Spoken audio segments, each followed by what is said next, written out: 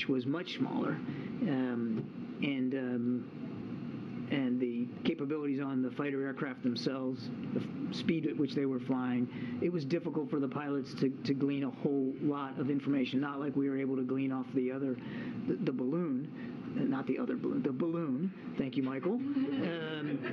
And we also had, several days to track that. So there was a limit to how much they could divine. Also, it was detected at night, and so the first engagement by fighter aircraft late last night was, again, difficult for them. It was a small object, and these are fighter aircraft flying at pretty high speed, and the ability to glean a lot of information was limited, which is why they did another flight earlier this morning to see if we could get more. I mean, they did the best they could, but again, the speed and the conditions up there, as well as the size of the object, made it a little bit more difficult. Just to confirm, there was a flight last night to do surveillance. Yes. That's right. There was at least two that I know of. Again, the Pentagon will probably have more detail, but at least two. There was last night, a couple of fighter aircraft surveilled it, tried to glean as much information as we could about what it was, so we had a sense. And then another such flight today, and of course that flight ended up, in a shoot down. Sorry, just one more question. We're running out of time. From the White House podium, do you have a message for whoever is responsible for this aircraft, or anyone who may have similar aircraft, about what the White House response is? I'd rather than sending some sort of message in that way, I would just tell you that we're going to remain vigilant about our airspace. We're going to remain vigilant about the skies over the United States. And as I said earlier, the President takes his obligations to protect our national security interests and those and the safety and security of the American people is paramount. And he's always going to decide and act in a way that is commensurate with that duty. That's the real takeaway here. Okay, way in the back. Did the U.S. ask Brazil to block Iranian warships from docking in Rio, and if so, why? We did not ask the Brazilians to block that. Those ships are sanctioned ships specifically, and we don't want to see them dock anywhere in this hemisphere. And we've been very clear about that. But there was no specific ask made of Brazil. That's a sovereign decision that President Lula has to make. I wanted to follow up on a question I asked you in September. In light of the Chinese spy balloon incident, does this administration consider Chinese land purchases near U.S. military bases a national security threat? We are always concerned about potential foreign collection near or around our military sites. And you're right. Last week is a good example of that. We take that seriously, whether that's terrestrial related or whether it's from the air. And I think I'll just leave it at that. Would you be working perhaps with Congress to put in place legislation to prevent that kind of ownership? We are always willing to work with Congress to address our national security interests and threats as best we can. Thanks, Corinne. Thanks, Amarillo. Thank you, Karen. And just real quick, is there a timeline for recovery of this object?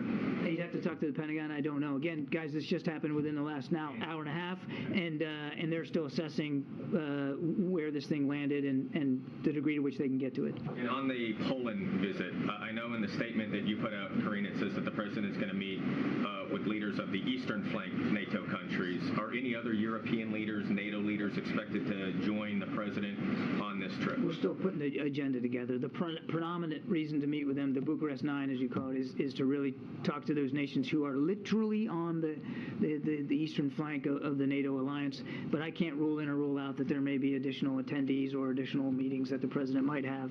Go ahead, Sebastian. Thank you very much. Hello, John. Over here. Yeah, thanks. Yeah. Back to Lula, if we can remember him. Is there going to be any commitment to the Amazon Fund by the United States during this visit? I think let's have the visit occur here shortly, and we'll provide you a readout. I don't have anything specific on that. Two more. Go ahead. Thank you. Thank you. So, John, the U.S. Special Presidential Coordinator for Global and Infrastructure Energy is in Angola. So he met with President Lorenzo. Can you elaborate a little more on this visit? I don't have any information on that. We'll take the question and see if we can get you a better answer.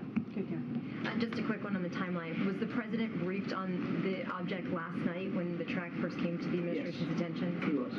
He was as soon as the Pentagon had enough information to provide him, they did that. Last question. Ukraine? Thank you, madam. Thank you, John.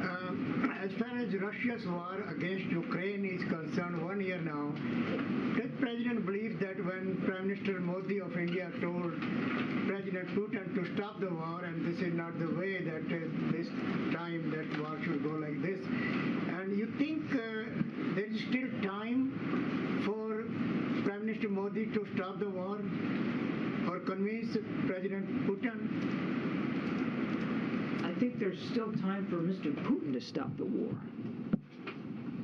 I think there's still time for Mr. Putin to stop the war. You think Prime Minister Modi can convince? I'll let the Prime Minister speak to whatever efforts he's willing to undertake. I want to stress it again, Goyle. I mean, certainly the United States would welcome any effort that could lead to an end of hostilities in Ukraine that are in keeping with President Zelensky's objectives and his leadership, his determination of what is acceptable to the Ukrainian people. Nothing about Ukraine without Ukraine. So President Biden has said this, gosh, dozens of times. We think this war could end today. It should end today. The single person responsible for what the Ukrainian people are going through is Vladimir Putin, and he could stop it right now. Instead, he's firing cruise missiles into energy and power infrastructure and trying to knock out the lights and knock out the heat so the Ukrainian people suffer even more than they already have. He could end it right now. And since he's not willing to do that, clearly, we've got to make sure we can help the Ukrainians succeed on the battlefield so that when President Zelensky determines it's time to negotiate, and he's the only one that can make that determination, he can do it with the strongest hand possible. And finally, sir, 1.4 billion people in India are waiting for President Biden to welcome. When is the next trip?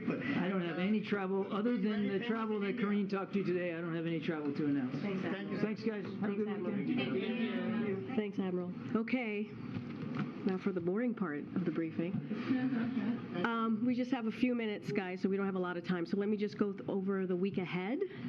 So later today, as you all know, the President will hold a bilateral meeting with President Lula of Brazil. Tomorrow, the President and the First Lady will welcome governors and their spouses for a black tie dinner at the White House. The Vice President and the second gentleman will attend.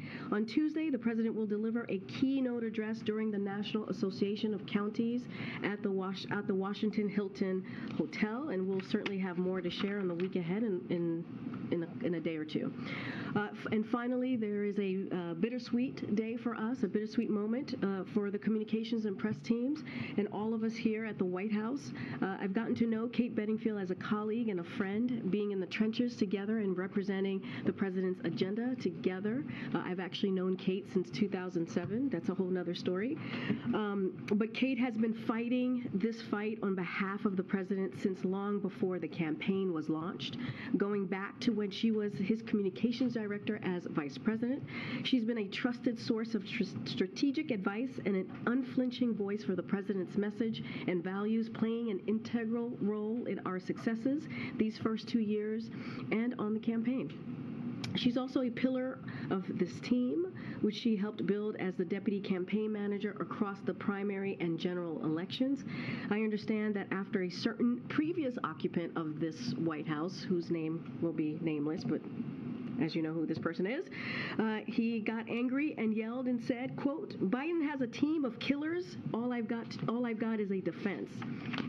Okay, that was in the campaign. That was the campaign communications team started calling Kate and the captain of the team killers.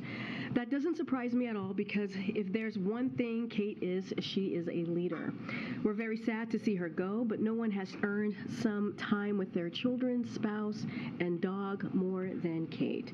And I look forward to welcoming Ben LeBolt. As you all know, he has been announced to replace Kate as communications director back to the White House. Ben has had a top role communications role on the last 3 successful Supreme Court nominations by Democratic presidents. We all got to work with him closely when he was the head of communications for the confirmation of now Justice Jackson, and we're glad that he is coming back to be a more permanent part of the team. I've known Ben for many years, including both Obama-Biden campaigns and the Obama-Biden White House, where he worked on climate change and civil rights. I was happy to reconnect with him when he took over communications for nominations during the transition, helping advance the case for the most diverse cabinet in history and for a host of groundbreaking sub-cabinet positions as well. He brings a cutting-edge understanding of modern communications to the table, and I know he'll fight hard for the president's agenda in the upcoming months and years. I also know that Ben is making history. As you know, we believe here in the Biden-Harris White House that representation matters. He will be the first openly gay communications director, which is very, very important indeed. Okay, with that. Zeke. Could you just, the latest on the president's trip to Poland didn't say where he would be going in Poland. Could you let us know cities? We will have more to share as we get closer to the day. We just wanted to make sure that you all had the information that he will be traveling during the dates that I laid out, the February 20th to the 22nd, and we'll certainly have more to share. Briefly, a different topic. Last night, was reporting the former vice president was subpoenaed by the special counsel Jack Smith as a result of some of the investigations of the previous administration. That obviously raises much privilege concerns. Would the president waive executive privilege for the former vice president's testimony before a grand jury or in 6 hours? I'm just not going to, as you can imagine, not going to speak to this. I'm just going to refer you to the Department of Justice. Okay. Oh, nobody has a question. I can leave right now. Karine, thank you.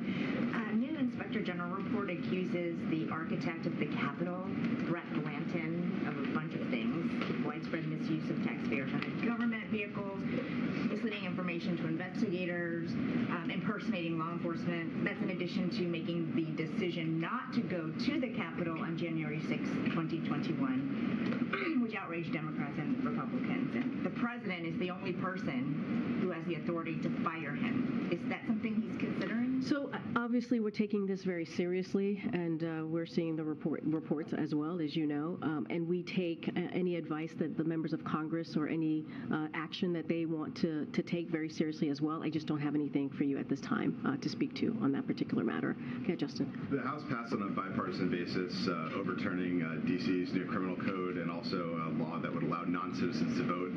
Is that something that the president would sign into law, or would he veto it? So I would have to go back to the team and just get an answer for you on that. I don't know that particular piece of legislation. This is the first time I'm hearing about it. So once I get back to the team, we'll have an answer for you.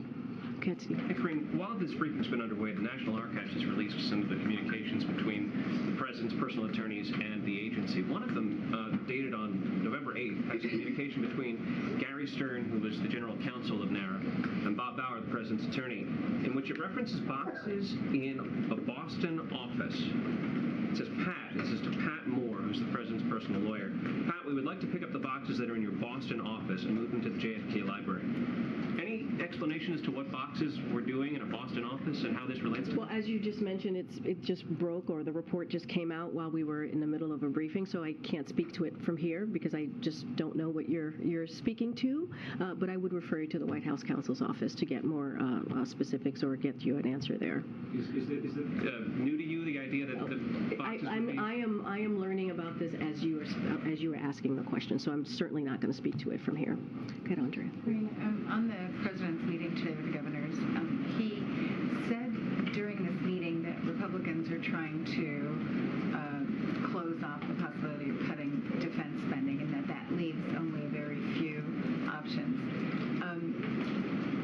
What is the president's view on how to get to the $2 trillion in cuts that he has outlined in the State of the Union address? What is the best way to get there, and does he rule out the possibility of cutting, for instance, defense spending? So first, first and foremost, so folks know, March 9th, the president's going to be putting out his budget. We have asked the House in Congress, the Republican House, to put out their budget as well, a more robust, right, a budget, so we know exactly what it is that they are putting forth, the cuts that they want to put forth, and so that we can see, not just us, but the American people can see.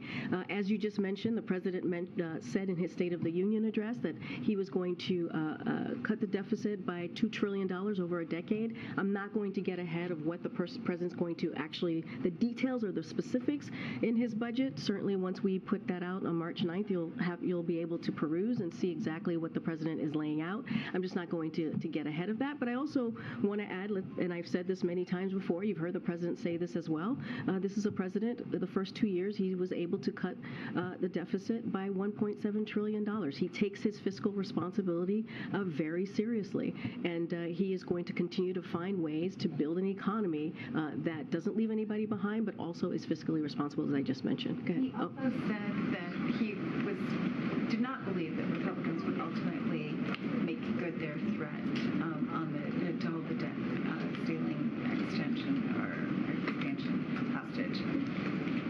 What leads him to believe that? I mean, has he had subsequent conversations with other Republicans since his meeting with McCarthy, and when will he meet again with? So I don't have any conversations or meetings to preview for you at this time. As you know, the meeting that he had with Speaker McCarthy not too long ago was respectful. It was productive. You saw us put a readout, and you heard from the Speaker himself when he was out at the sticks after the meeting.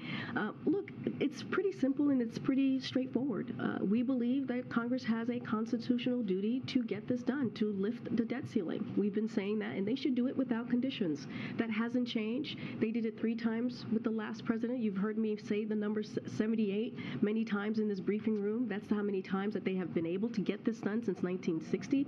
That doesn't change. It should be done in a bipartisan way, and the president, it will continue to call for that. And that's what they've done it before, and that's what he believes they should be doing it again. He just sounded more. You're just listening in there, Karine Jean-Pierre from earlier this week talking at the White House podium. Of course, following here very closely a graphic I want to put up from our Fox team showing just details of these several objects that we're watching. And now there's one more on this Sunday. Of course, Friday and Saturday over Alaska and Canada. And there Saturday also, no object found, radar anomaly detected. So that is the most recent 2 developments, but we're also learning new ones about a 4th object that's being shot down over Lake Huron in the Great Lakes. I'm Andy Mack. Thank you so much for joining us. We're going to continue to cover this major top story as a 4th object has reportedly been shot down. We're learning new information from representatives of Congress from the state of Michigan. And I want to continue to put up this tweet from our Fox News correspondent, Lucas Tomlinson. He says in this tweet, breaking NORAD says the object shot down over Lake Huron is connected to the object picked up over radar over Montana. So that one also taking place on Saturday. So we're learning new information. I want to put up a string of tweets also from Lucas Tomlinson in a statement from NORAD on the 4th shoot down over Lake Huron. Today at 2:42 p.m. at the direction of President Biden and based on recommendations from Secretary Austin, that is the Department of Defense Secretary Austin, and military leadership, an F-16 fired a missile to successfully shoot down an airborne object. It continues to say flying at approximately 20,000 feet altitude in U.S. airspace over Lake Huron in the state of Michigan. Its path and altitude raised concerns, including that it could be a hazard to civilian aviation. The location chosen for this shoot down afforded us the opportunity to avoid impact to people on the ground while improving chances for debris recovery. There are no indications of any civilians hurt or otherwise affected. NORAD detected the object Sunday morning, has maintained visual and radar tracking of it based on its flight path and data. We can reasonably connect this object to the radar signal picked up over Montana, which flew in proximity to sensitive DoD, Department of Defense sites. We did not assess it to be a kinetic military threat to anything on the ground, but assess its safety, flight hazard, and a threat due to its potential surveillance capabilities. Our team will now work to recover the object in an effort to learn more. Of course, that coming from our Lucas Tomlinson there, Fox News. So we're learning new developments as this now fourth object was shot down. I'm going to put up the map one more time just to give you a sense of what we're looking at here, as our tweet from Lucas Tomlinson saying that radar anomaly on Saturday, no object found. It's connected to the one that was shot down over Lake Huron, so moving in a directly west to east path per se. As we're following this here on Live Now from Fox. Not necessarily a balloon. We heard from John Kirby. He didn't really want to say it was a balloon. He just said an object. That's what the verbiage the Department of Defense is saying right now. The National Security Council is saying right now. We're expecting to hear from the Pentagon any minute now. We're keeping an eye on that, as it's going to be just a phone press conference, so we'll take it to you as soon as it happens. But of course, this is very big news in terms of the White House and what they've decided. They've got a lot of criticism back for letting the first Chinese spy balloon kind of take an odyssey across the United States from Montana all the way down to off the coast of South Carolina. So jumping a little faster now, Alaska, Canada, 2 other objects shot down. Now a 4th object shot down over Lake Huron, one of the Great Lakes, kind of right there in the middle of the Great Lakes, if you're familiar with the Midwest and that sort of area. So we're going to continue to follow this here on Live Now from Fox, and we will take it to you as soon as it happens. But first, we're going to take a quick 2-minute break.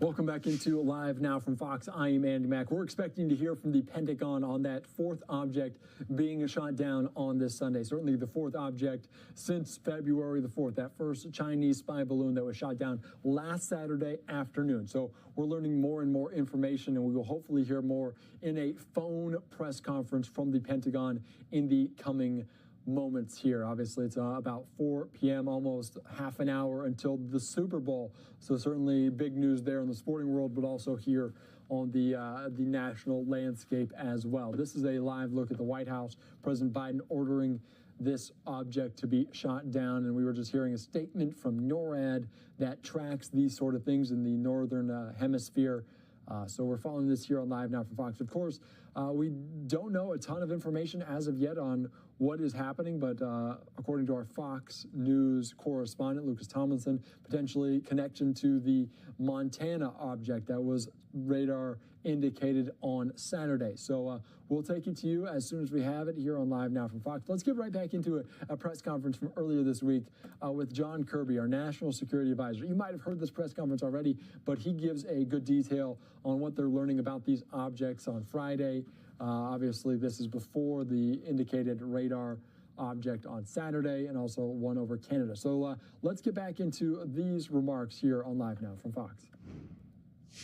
That includes combating climate change, stimulating economic development, strengthening democracy, promoting human rights and inclusion, as well as managing irregular migration. Now, this meeting between the two leaders will strengthen the relationship between the United States and Brazil and will help set the stage for upcoming high-level engagements between our two countries.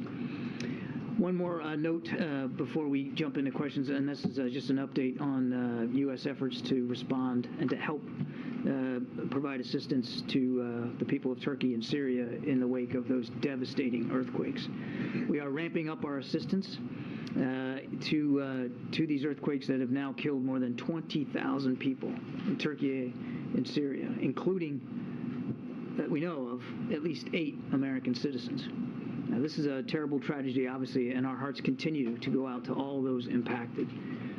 We remain in close contact with our Turkish allies at every level of government, including, of course, a phone call between President Biden and President Erdogan. Yesterday, we announced that the United States will provide $85 million in life-saving assistance to provide shelter to the displaced, as well as food, medicine, and other desperately needed aid. In Turkey, a USAID disaster assistance and response team is already on the ground, and 2 of our most highly trained urban search and rescue teams are conducting operations in support of Turkish rescue efforts in Adıyaman, one of the hardest hit areas inside the country. These teams have nearly 200 personnel combined between them, specialized equipment and canine support dogs as well. They have been able to expand their operational reach with the support of U.S. military Black Hawk helicopters. And because of the extensive damage to roads and to bridges, ground transportation, I think you can understand, is pretty challenging. They'll continue to run airlift operations from Incirlik, transporting rescue personnel to sites that they are most needed to conduct operations. The DART teams, as we call them, are also conducting structural damage assessments of many buildings and infrastructure. To date, they have been able to cover more than 630 sites across Adıyaman. In Syria, our humanitarian partners continue to urgently scale up response efforts to reach people in need. That work will include, or has included, chartered flights that are transporting essential medical supplies and teams distributing hot meals and other food. As of this morning, the United Nations and its partners successfully completed its second cross-border humanitarian convoy into northwest Syria, and one of our humanitarian partners delivered 14 additional truckloads of supplies through the Bab al-Hawa crossing, totaling now 20 trucks of critical medicines, food, and water to people in need over the last 2 days. To underscore that U.S. sanctions will not prevent or prohibiting humanitarian assistance in Syria, yesterday the Department of Treasury, I think you saw, issued a broad general license to provide additional authorizations for disaster relief assistance to the Syrian people. We already were able to deliver humanitarian assistance without this general license, but we wanted to underscore the importance of humanitarian aid getting in, and so the Treasury went ahead and issued this license as well. This license will be in effect for 6 months. U.S. humanitarian assistance is delivered directly to the Syrian people, no matter where they live. And we are determined to do all that we can to help those affected by these earthquakes in the days, weeks, and months ahead, as required. Thanks. Thank you. Thank you. So, Poland, why the president decided to go to Poland? What message he wants to deliver? And is there any chance that he would visit Ukraine during his visit to Poland? And I have also one on President Lula's visit. President Lula has said he wanted to create a group of countries, including China and India, to mediate peace between Ukraine and Russia. Does the president support this effort? Is this the right time for opening negotiations? Well, there's a lot there. So look, on the trip, I don't have any other additional stops to speak to. Karine announced the purpose of the trip, and that's to go to Poland. And in Karine's opening statement, I think she answered your main question, which is what does he want to talk about? He wants to talk about the importance of the international community's resolve and unity in supporting Ukraine for now going on a year. Wouldn't it be great if the president didn't have to make a trip around a one-year anniversary of a war that never should have started? Sadly, that's where we are, and he wants to make sure that he's sending that strong message, not only of the United States resolve, but the international community resolve, and to make clear to the Ukrainian people, most particularly, that the United States is going to continue to stand by them going forward. We know the next weeks and months are going to be difficult and critical, especially for their armed forces, and the United States is going to continue to stand by them. On your question about President Duda and his peace overtures or ideas, is that what? President Lula. Lula, I'm sorry. Lula, yeah. He said that he wants to create a group of countries to negotiate peace in Ukraine, and those groups, according to him, would include China, India, maybe some other countries. Well, I certainly would refer to President Lula to speak to his ideas. I think in the aggregate, we all would like to see this war end today. We'd like to see it end right now, in other words, without having to go to the negotiating table. That doesn't appear to be in the offing, as Mr. Putin just over the last 24 hours flew dozens more cruise missiles into civilian targets into Ukraine, knocking out heat and power across the country. So absent that, we're going to have to stay at the task of supporting Ukraine so that they can succeed at the battlefield. So that if and when President Zelensky has determined it's time to negotiate and sit down at the table to solve this diplomatically, he can do it with the wind at his back. He can do it with the strength that he knows he's going to need in that negotiation. So it's really up to President Zelensky to determine if and when negotiations are appropriate, and certainly under what circumstances. As President Biden has said countless times, nothing about Ukraine without Ukraine. On the trip to Poland, can we expect the president to make any kind of formal announcement as it pertains to maybe additional security aid, or will it mostly be sort of a symbolic show of support, as you were talking about, to the Ukrainian people, the U.S.-Polish alliance? I won't get ahead of the president's remarks. Certainly I'm not going to do that.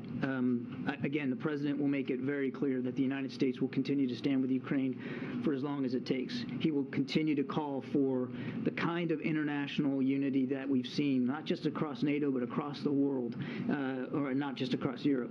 And I think he will certainly make clear that additional security assistance, additional financial assistance, additional help for Ukraine will be coming from the United States. But I won't get ahead of anything specific. And I had a quick follow-up on the Chinese spy balloon. This idea that President Xi Jinping may not have been aware of the order to send this balloon over U.S. soil, what would that tell you if that were true about his grip on his own government? Is it possible that it suggests a kind of power breakdown? Is it surprising to the U.S.? We certainly can't confirm these reports about President Xi's personal knowledge of that, and I would refer you to the PRC to speak to their own leadership issues and information sharing.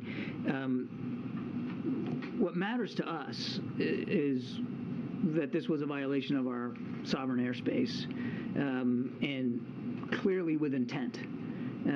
Now, whose intent?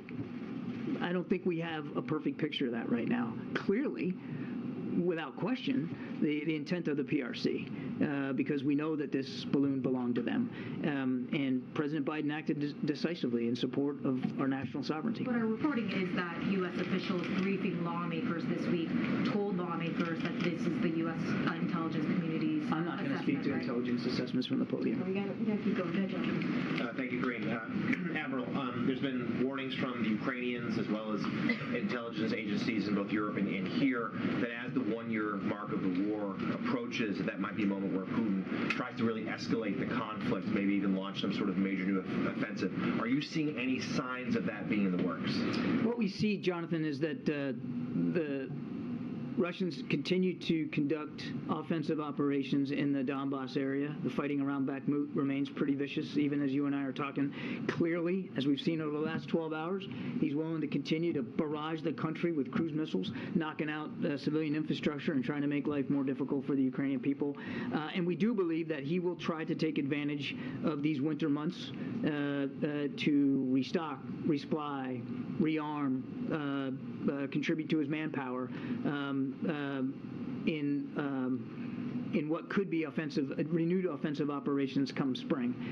But have we seen all that take shape now? I don't believe we're at a point where we've seen all of that really form. But we're anticipating that. And frankly, so are the Ukrainians.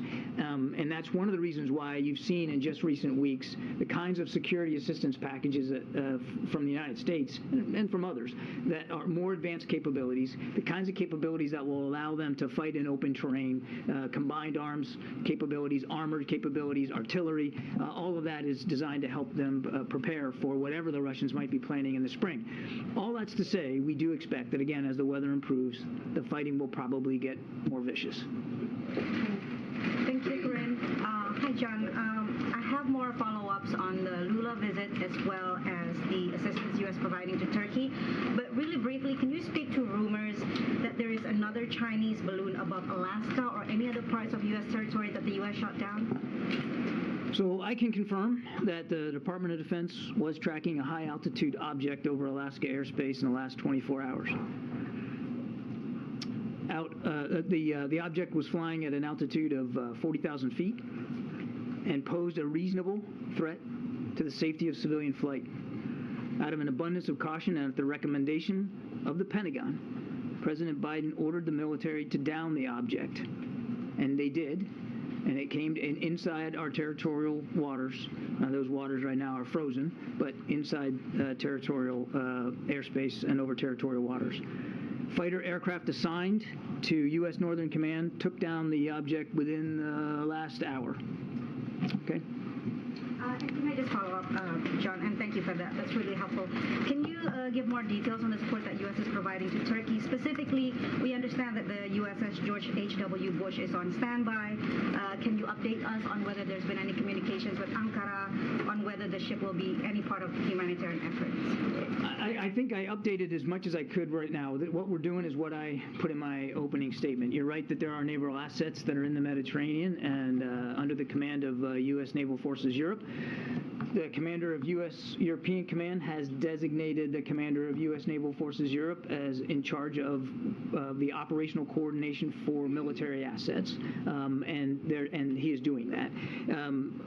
I cannot speak to any specific contributions by the aircraft carrier USS George H.W. Bush, but obviously there's lots of capabilities in the Mediterranean region that could be brought to bear. But we're working, and this is a really important point, we're working in lockstep with our Turkish counterparts here to make sure that what we're providing is what they need at the scale and the speed that they need, and not trying to overwhelm their system with unneeded material or unneeded capability. So there's, you talked about the Bush, but there's a lot of military capability on the continent under the European commander's authority that could be used. But again, we want to make sure that we're doing this appropriately through Turkish counterparts. Just really briefly on the visit by President Lula, can you speak about how... I'm going to come around. She's still asking questions. I know.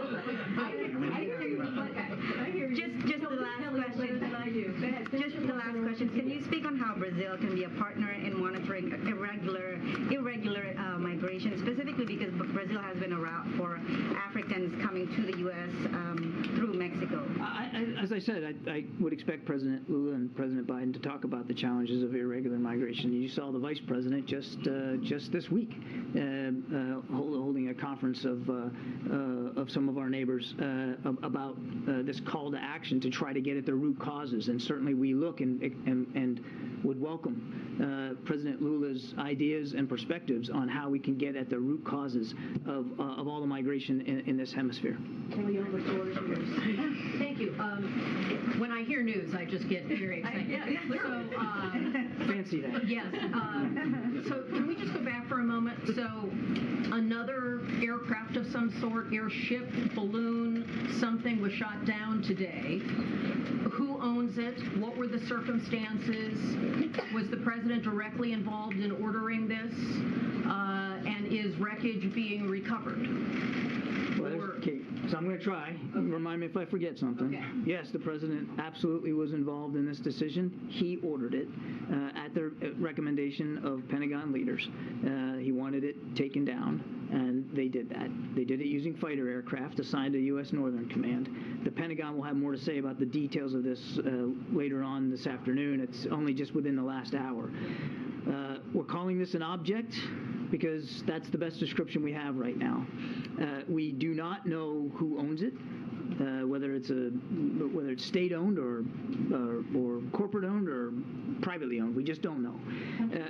We don't know. As I said, state-owned. We don't know if it's state-owned, and we don't understand the full purpose. We don't have any information that would confirm a stated purpose for this object. We do expect to be able to recover the debris since it fell not only within our territorial space but on what we believe is frozen water. So a recovery effort will be made, and we're hopeful that it'll be successful, and then we can learn a little bit more about it. Was its appearance like the Chinese?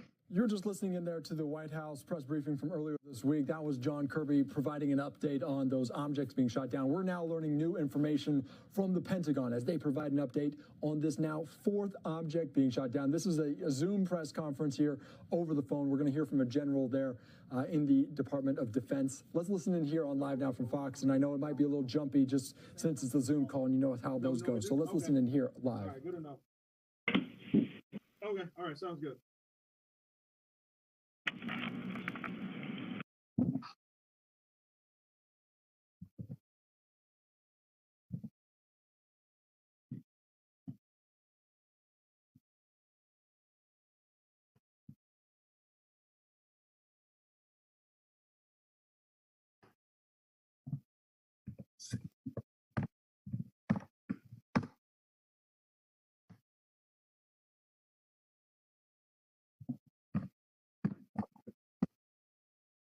You're listening in here on Live Now from Fox as we're awaiting a press conference here from the Department of Defense there. As you can see, we're going to hear from some officials. Hopefully we'll hear from a general there, General Glenn Varek, as he will provide an update on what we know about this fourth object being shot down. Of course, still working through the kinks here as we're just hearing an update via the phone from one of these generals. So hopefully we'll hear information in the coming moments. But we want to give you a little bit of update as we know here on Live Now from Fox. I'm going to put up a graphic of some of the map that we're looking at of these different objects that were shot down. One on Friday in Alaska near the Bering Sea, near the Arctic Ocean. On Saturday also in the Yukon Territory in Canada.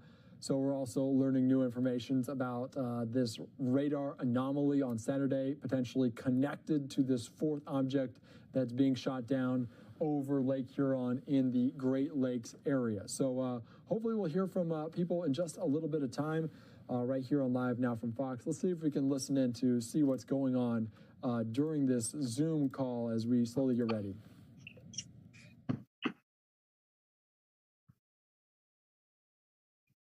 Still no official start to this Zoom press conference here, but we're going to keep it up as a lot of people are wanting to ask questions of this general coming up soon. So there's a fourth object that was shot down over Lake Huron. Ladies and gentlemen, the press briefing has now been pushed to 7:15 p.m. I repeat, the press briefing has now been shifted to 7:15 p.m. We will be pushing out an updated advisory momentarily. As you just heard, they are going to now move this press conference to 7:15 Eastern Time, right here on Live Now from Fox. So you just heard that was an update from the Pentagon. Hopefully we'll have more information in those in about an hour or so. So we're going to continue to follow this here on Live Now from Fox. I'm Andy Mack. We'll be right back.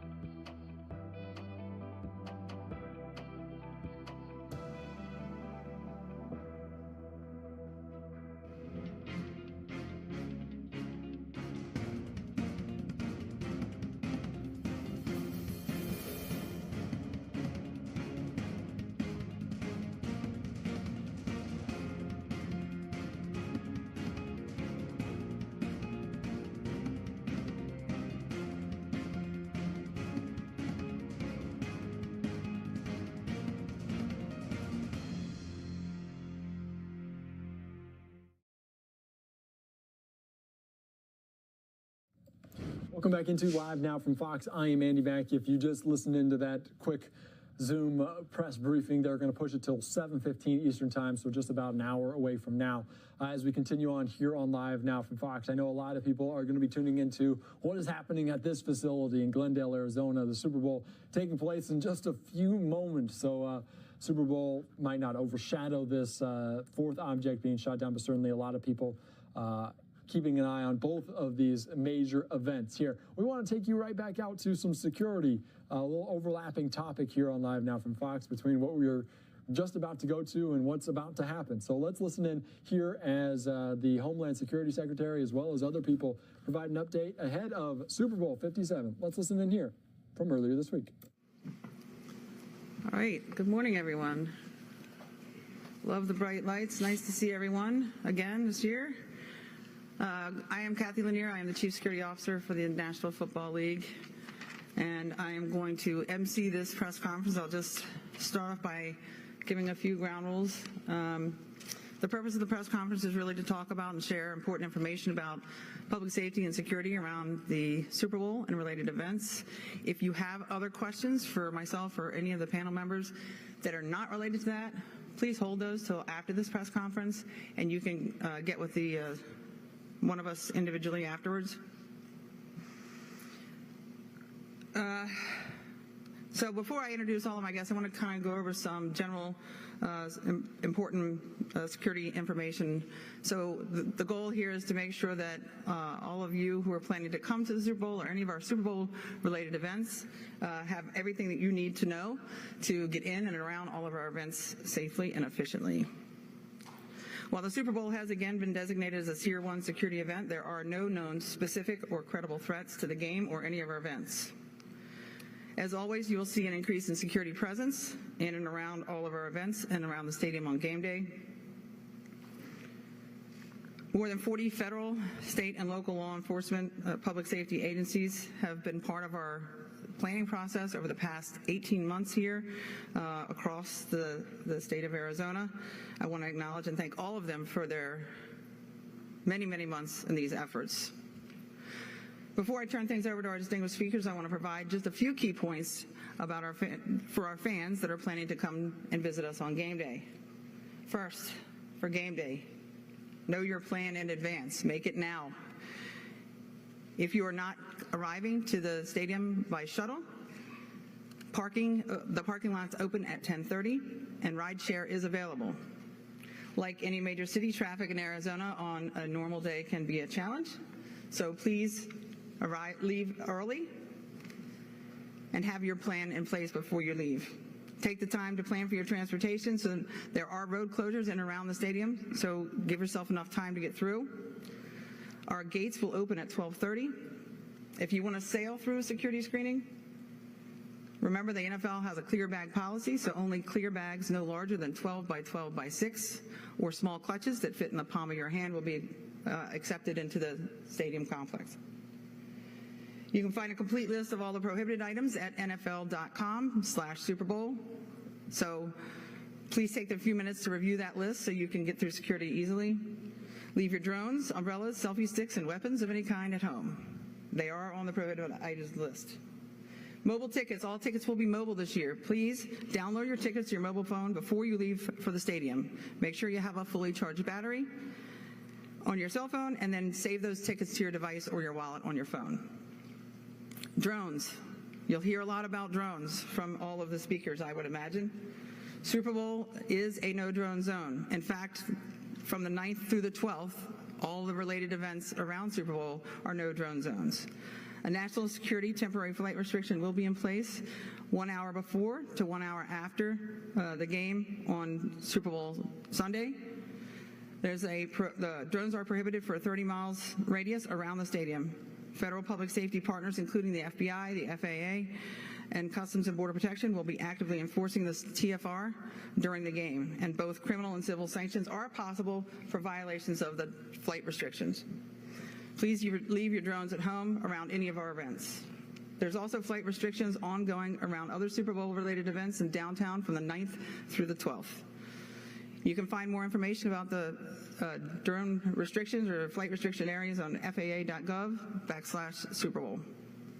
One fun fact that I have to mention while we're talking about flight restrictions, this is the 50-year to commemorate the 50 years of women flying in the Navy. Our flyover this year will be all female pilots. So please make sure you're in seats in time to witness this history. Lastly, for the last day of the Super Bowl experience, it's ongoing at the Convention Center. Super Bowl experience presented by Lowe's. The Phoenix Convention Center will conclude on Saturday. Our last day is Saturday from 10 to 10 a.m. to 10 p.m. However, the Super Bowl experience presented by Lowe's at Hance Park will be open on game day with a watch party at 11 a.m. that will conclude following the game. Now let me begin to introduce our distinguished speakers for some additional important points. I'll start off with Secretary Alana Mayorkas, Secretary of Department of Homeland Security. Secretary? Thank you so much, Chief Lanier. Good morning, everybody. We are incredibly proud of our partnership with the NFL to make this event safe and secure. It's an extraordinary event. More than 70,000 people will be in attendance on Super Bowl Sunday. Tens of thousands more are enjoying all of the festivities around this city and the neighboring cities. We expect more than 100 million viewers in the United States alone, and of course millions and millions more around the world. An event like this is safe and secure because of the fact that everyone works together. Federal, state, local, tribal, law enforcement, fire personnel, emergency responders. I was at our coordination center, our operations center yesterday with Governor Hobbs, Mayor Gallego, and it was a very powerful example of the fact that partnership is the key to a safe and secure event such as this. We in the Department of Homeland Security define ourselves as a department of partnerships, and we bring so many different assets to bear to make sure that people will enjoy this event in a safe and secure way. And let me give you some examples of that. Every individual, every piece of merchandise, every piece of equipment is screened before it enters this facility. Visitors to this wonderful city are screened and vetted. That is what our U.S. Customs and Border Protection, our CBP, and TSA personnel do. We have intel analysts deployed to watch the threat stream and ensure that anything of interest to law enforcement is addressed aggressively and quickly. Let me echo something very important that Chief Lanier said, that we have no specific credible threat against the Super Bowl. Aviation security, cargo screening, cargo inspection, video surveillance. We deploy our assets to achieve these critical elements of security. I met yesterday with our canine handlers that do an extraordinary job in training canines to be able to detect elements that could pose a risk to individuals. The risks can be simple and they can be sophisticated. We have our personnel from our Countering Weapons of Mass Destruction Office. Chemical and biological threats have the individuals have deployed their equipment to make sure that the air is safe and secure. Chief Lanier mentioned the potential for drone activity. We have our countering drone expertise to bear. Cybersecurity. Remember, there are threats both physical and not physical, those that can be seen and those that are not seen that nevertheless can impose a serious impact. Our Cybersecurity and Infrastructure Security Agency has deployed its personnel to make sure that we have a cyber secure Super Bowl. The merchandise that the NFL so proudly markets, that is such a boom to the fans, their friends, the market, is something that we are watching very closely to ensure that it is a marketplace with integrity. At major events such as this, there are always those who seek to counterfeit merchandise and sell it on a black market. And we have our law enforcement personnel in Homeland Security investigations deployed to ensure the integrity of the marketplace. The scourge of human trafficking, a scourge that grips this country and the entire world, is something that we are very vigilant in addressing, especially in events like this, where tens of thousands of people converge in a locality. And we, again, have our law enforcement personnel ready and deployed to detect individuals who may be victimized by this heinous crime, as well as to identify, apprehend, and bring to justice the perpetrators of it. The partnership is one that really covers the expanse of government authorities, federal, state, local, tribal authorities, but it also involves the private sector as well.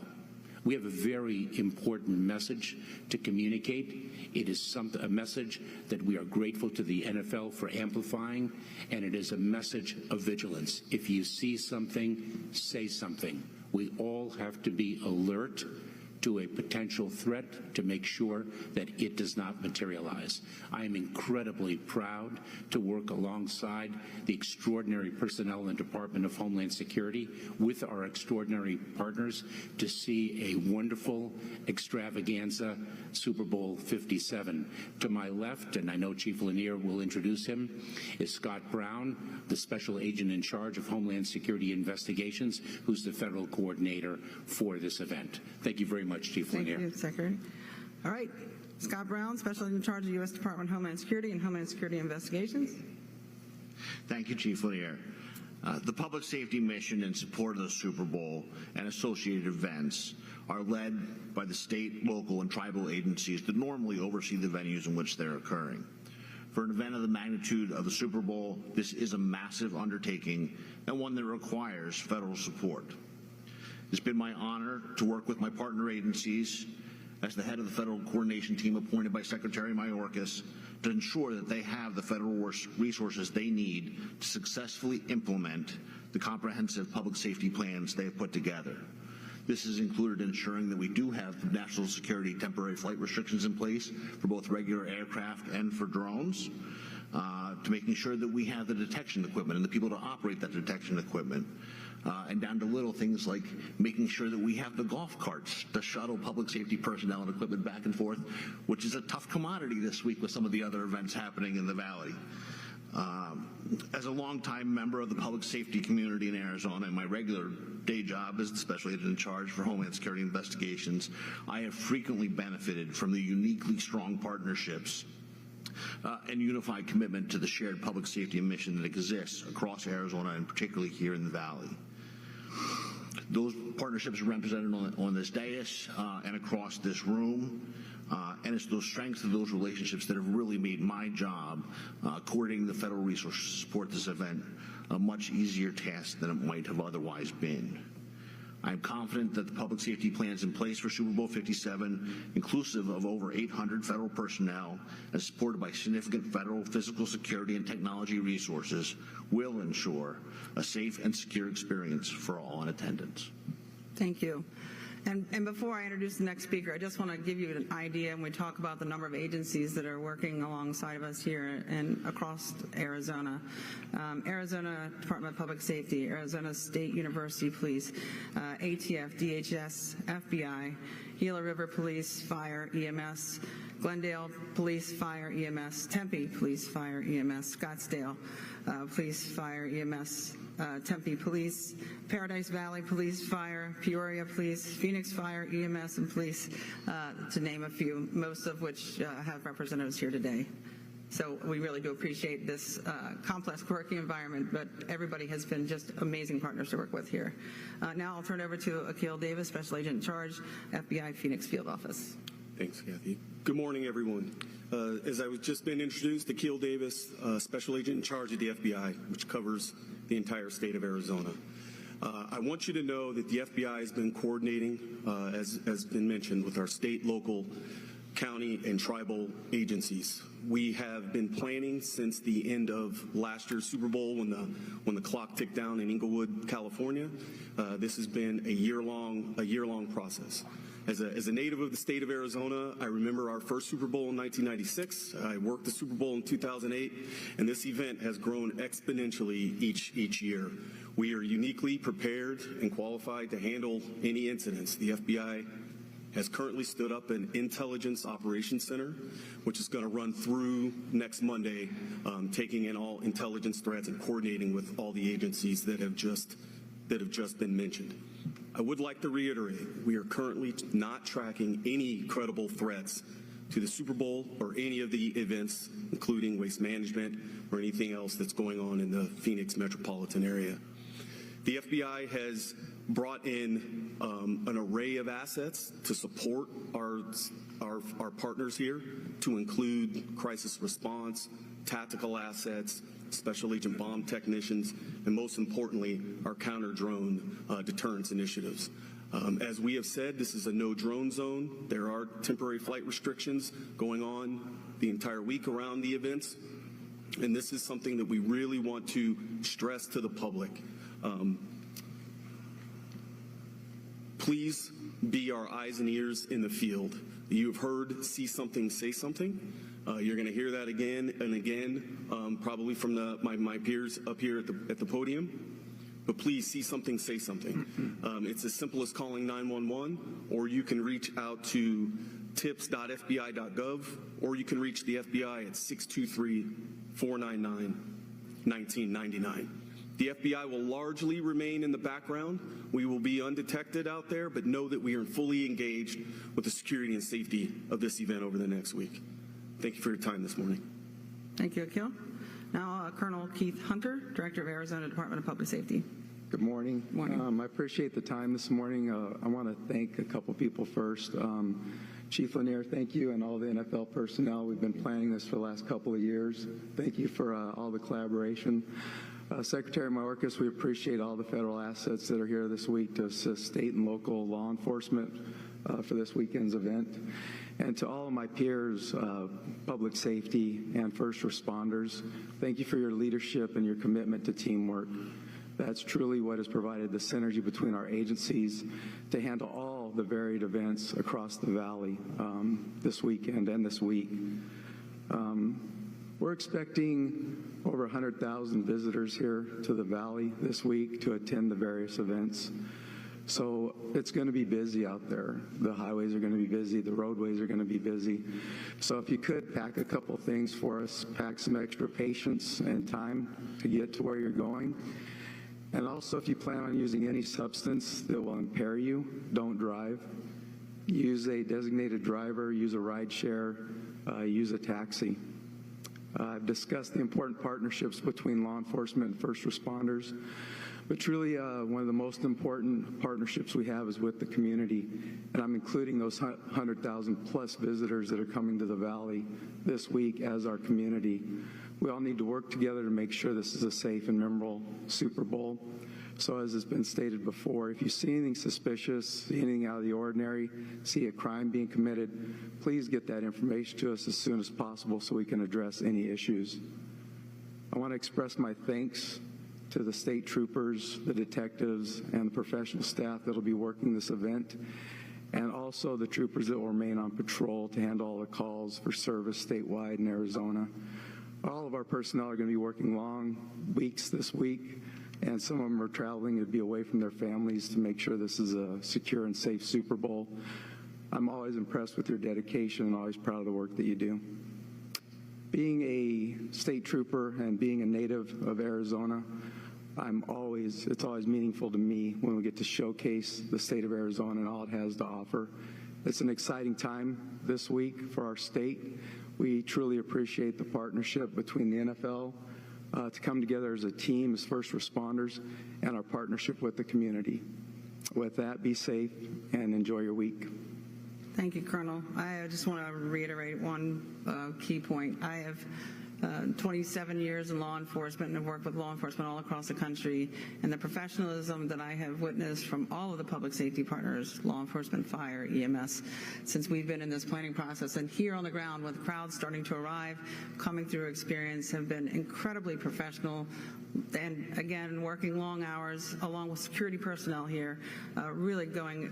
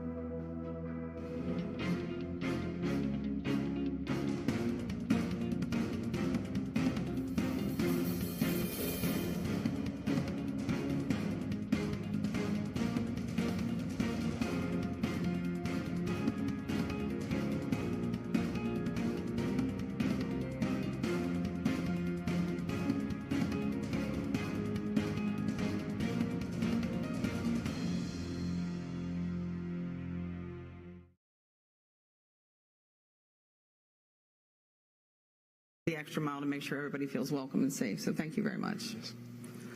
All right, last but not least, Interim Chief Michael Sullivan, Phoenix Police Department. Thank you, and I want to welcome Secretary Mayorkas here to Phoenix. I know you have an important event tonight, so it means a lot that you're here to show the support. So, Chief Lanier, great to see you. The planning process has been great, and all of our partners, many of whom I see here today that have come out to support us. We could not do this without partnerships. We've talked about those state, local, and federal partnerships. This event could not happen if those partnerships were not in place. We've been preparing for close to 18 months. We've done a number of tabletop exercises.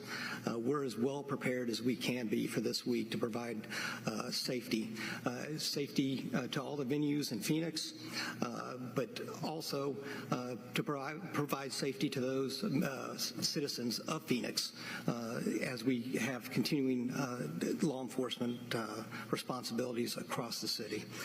You know, we are continuing to work despite the staff shortages, but we can only do this and staff these events without the partnerships that we have with other law enforcement partners throughout the agency. So I have to thank them, particularly Glendale, the way they've been able to step up and help us throughout this. And then it's a total team event throughout the city of Phoenix. It's not just the police department, it's the fire department, it's all the other city agencies that have stepped forward to help us be well prepared for what we need to do over the next week. We look forward to showcasing Phoenix and supporting the Super Bowl over the next week.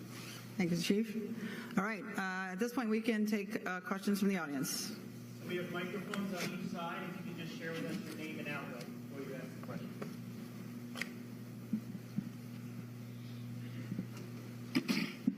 Am I first? Okay.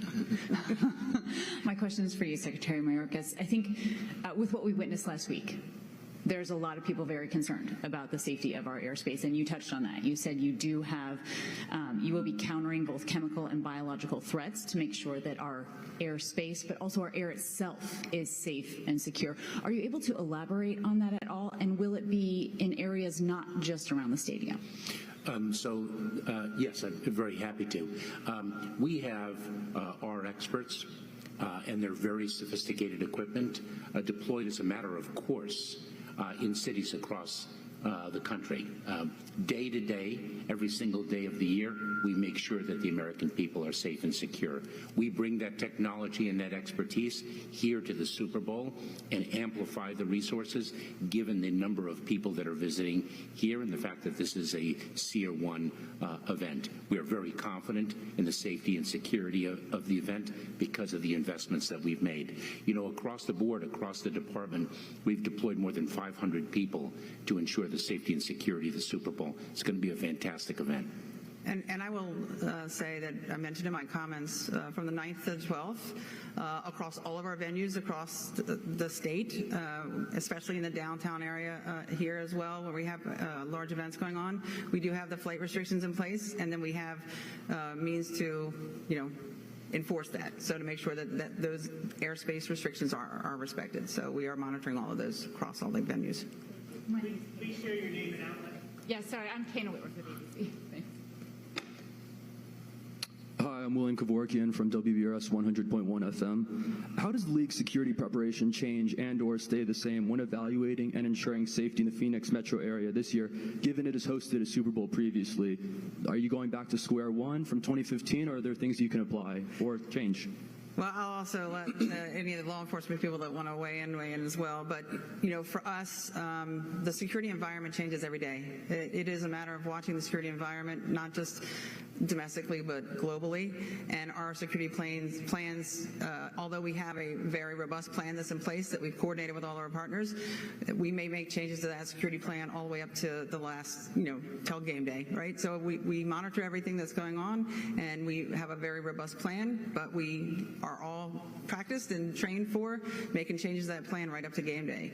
So very, very different security environment year by year. This is, with the previous 4 Super Bowls, I go back to 1996, completely different security environment. So we don't just walk in with a template and fill that template. We sit with all of our partners, we look at the threats that are out there, and then we use the best, most sophisticated security technology we can to provide a safe environment and welcoming environment for people.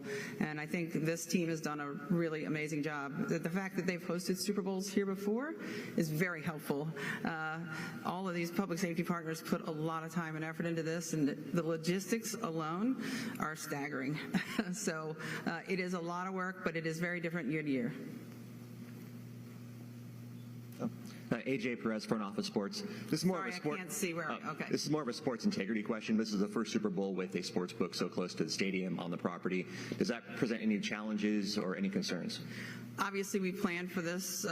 We knew the sports book would be here in advance. We have the NFL has invested heavily in the game integrity part of this once the legalized sports book changed. So yes, we have a plan in place. We're not concerned about the sports book. It's going to be operating. It's sitting outside of our perimeter all the way up until Friday, and then we'll move inside of our perimeter and we'll be operating on game day. But we have security measures in place around that to ensure the integrity.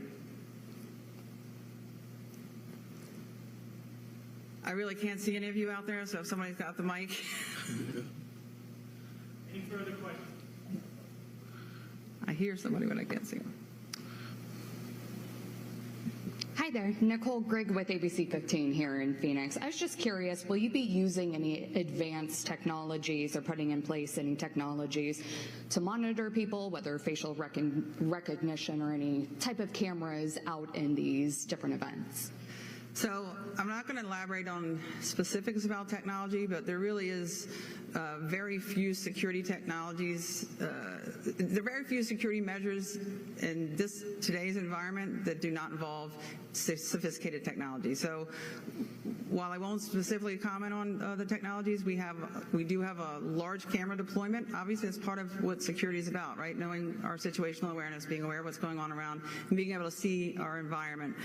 So we have probably the most advanced technology in the security world deployed across all of the different partners and all the different venues. Mike Niklowski, 6ABC Philadelphia. To anyone who can answer this, we heard you say this is a Tier 1 event. What does that mean in terms of personnel or preparations on behalf of any emergency personnel? I don't know if you... I can take that, Chief. So a secure event assessment rating, a SEER rating, is given according to the profile of the event, the complexity of security involved. There are a number of different factors. And what we do is, in a SEER 1 event, such as the Super Bowl, we identify a federal coordinator well in advance, more than 18 months before the event itself. Scott Brown, the special agent in charge of Homeland Security investigations, is the federal coordinator. I appointed him many, many months ago, more than 18 months ago. And it triggers an entire coordination effort, not just within the federal government itself and all the federal agencies, but as is evidenced here and as we've spoken about, it triggers a coordination mechanism for federal, state, local, and tribal law enforcement, fire, emergency first responders of all sorts. And it brings together an architecture that is well-defined and well exercised. And the Super Bowl's had a SEER 1 rating ever since 2002. Marty McCann, ABC 15. We see the signs. If you see something, say something. You got a lot of people saying, I'm just coming out here to enjoy a game. I don't want to get involved.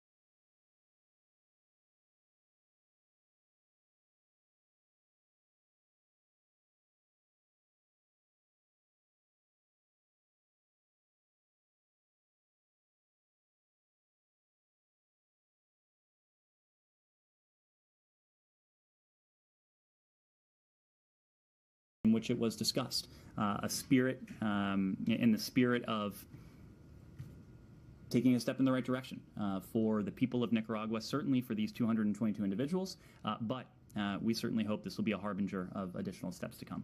Humar. Yes, Nicaragua. Just two quick questions.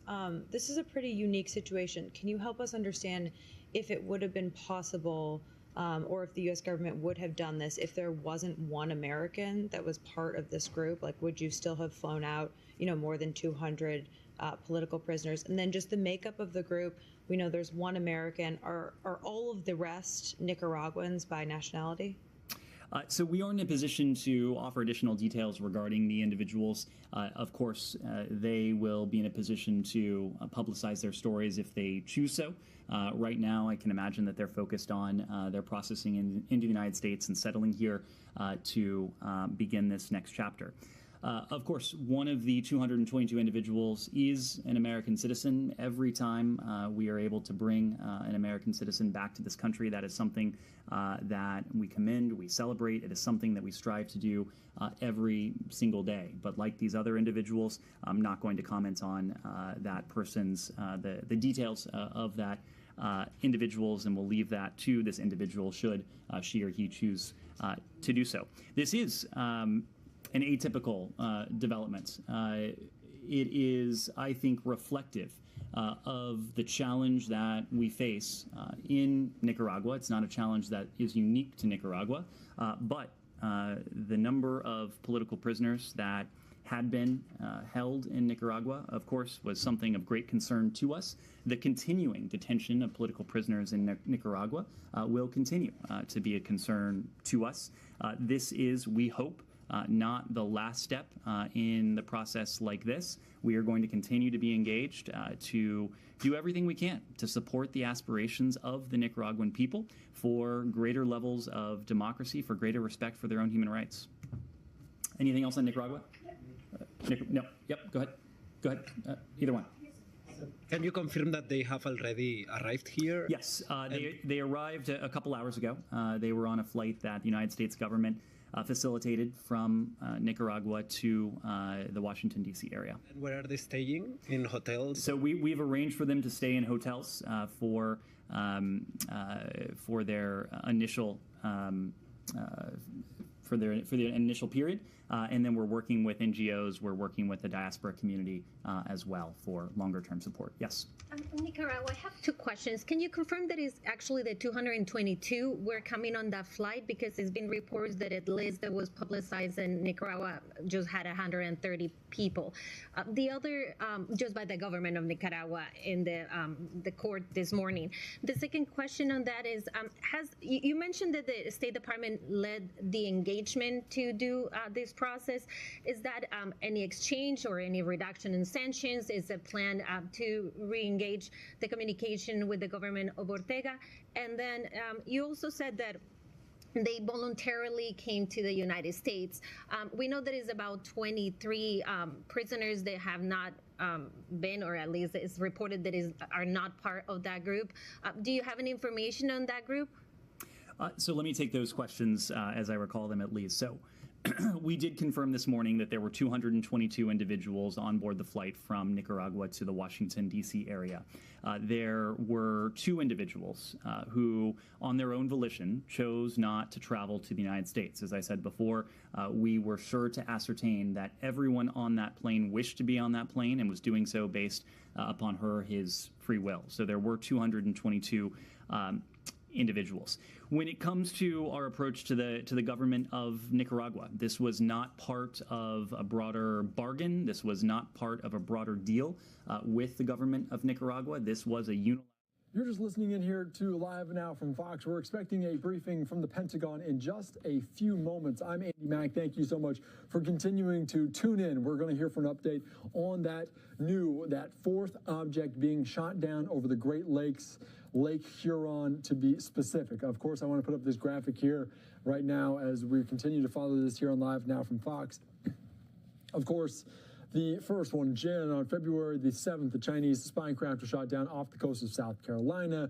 Friday and Saturday, 2 other objects were shot down, not necessarily balloons, but objects. And then today, after a radar anomaly on Saturday detected an object, but no object was ultimately found, there was another shot that was another object that was shot down over Lake Huron, over the Great Lakes. I want to put up this tweet from our Lucas Tomlinson as he continues on as the NORAD says the object shot down over Lake Huron connected to the object picked up on radar over Montana. Of course, we're hoping to hear from the Pentagon in the coming moments, so we're going to hear from a potential general here from the Department of Defense. We will take that to you as soon as it can here on Live Now from Fox. As soon as there's audio coming in, this is a Zoom press conference, so as you might imagine, they're still dealing with a lot of technology and making sure everyone gets their questions asked. So we're going to continue to listen to this one here on Live Now from Fox and hopefully hear it.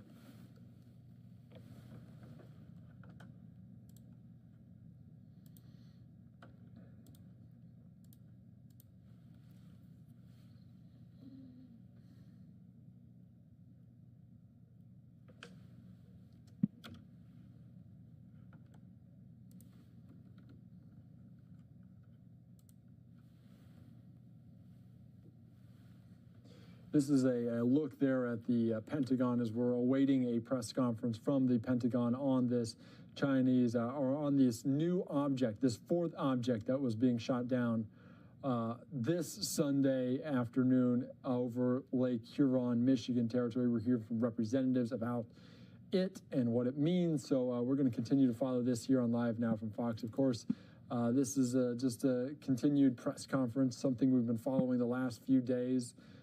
Here on Live Now from Fox. We're going to continue to listen in, and we'll take it to you as soon as it can, but obviously this is the map we're watching here. Pentagon update coming momentarily as the object was shot down on Friday, an object was shot down on Saturday, and now an object shot down on Sunday. So this is the 4th different thing that's been shot down since February the 4th.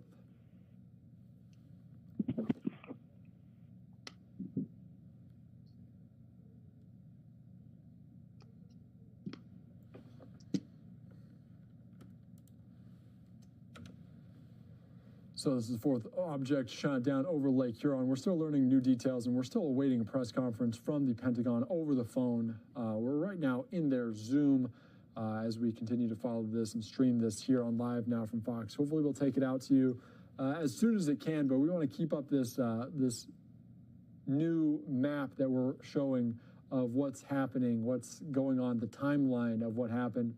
As we're learning from our Lucas Tomlinson that NORAD says the object shot down over Lake Huron connected to the object that was picked up on radar over Montana.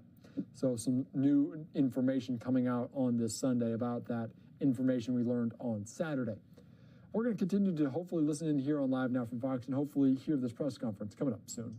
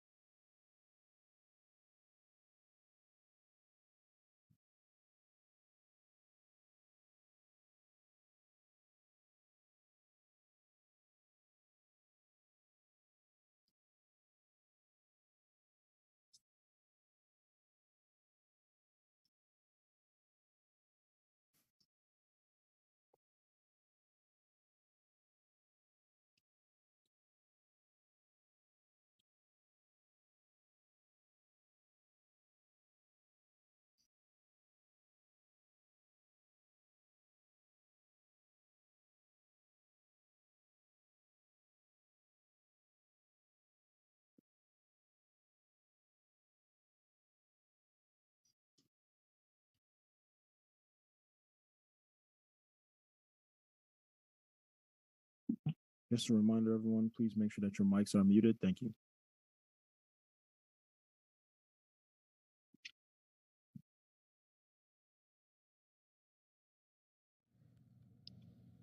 It sounds like we're about to start this press conference here on Live Now from Fox. I am Andy Mack. Thank you so much for joining us as we slowly dive into this press conference here from the Pentagon on that fourth object being shot down over Lake Huron in Michigan. Let's get you out to this press conference here from the Pentagon on Live Now from Fox, live, raw, and unfiltered, as they're in this Zoom press conference.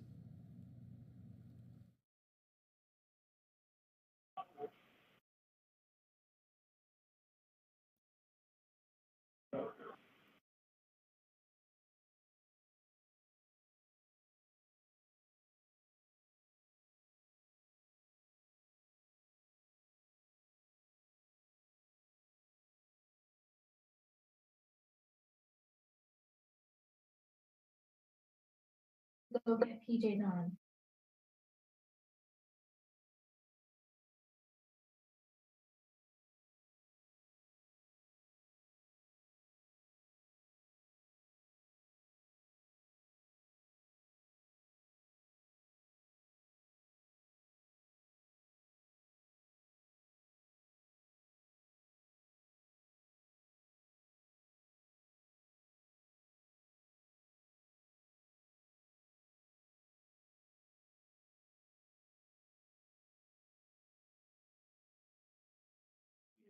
Assistant Secretary Dalton on the net. How about General Van Herk? Pat, I'm here loud and clear. Thank you, sir. Everyone, please stand by. We'll have Assistant Secretary of Defense Dalton on the line, and in a moment, we'll get started.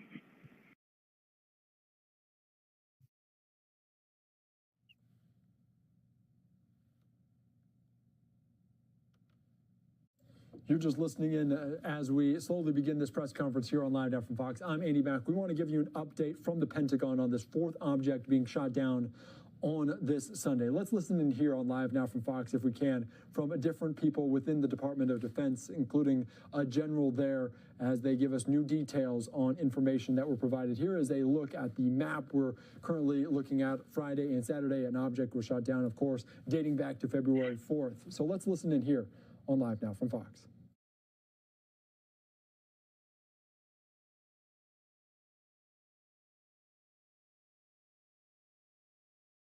Secretary Dalton, are you on the line? Yes, hi, good evening. Great, thank you, ma'am. Ladies and gentlemen, good evening, and thank you very much for joining us tonight, particularly so short notice and on Super Bowl Sunday here in the U.S., no less. In light of tonight's takedown of an airborne object over Lake Huron, Michigan, we we wanted to ensure you had the latest information and also answer any questions you have in order to provide any additional context on NORAD's efforts to monitor, track, and appropriately address these kinds of objects. Joining us tonight is Assistant Secretary of Defense for Homeland Defense and Hemispheric Affairs, Melissa Dalton, and General Glenn Van Herk, Commander of North American Aerospace Defense Command and U.S. Northern Command. Today's discussion is on the record. I'll turn it over to Assistant Secretary Dalton, who will provide some brief comments, followed by General Van Herk, and then we'll take your questions. With that, over to you, Secretary Dalton. Great. Thanks so much, Pat. And good evening, everyone. Thanks for joining the call. We do aim to be transparent about our military operations, and so we wanted to provide an update on the most recent Homeland Defense operation that occurred this afternoon. I'm going to provide a brief overview and then turn to General Van Herk to provide an operational perspective as well. In light of the People's Republic of China balloon that we took down last Saturday, we have been more closely scrutinizing our airspace at these altitudes, including enhancing our radar, which may at least partly explain the increase in objects that we've detected over the past week. We also know that a range of entities, including countries, companies, research organizations, operate objects at these altitudes for purposes that are not nefarious, including legitimate research. That said, because we have not yet been able to definitively assess what these recent objects are, we have acted out of an abundance of caution to protect our security and interests. The spy balloon from the PRC was, of course, different in that we knew precisely what it was.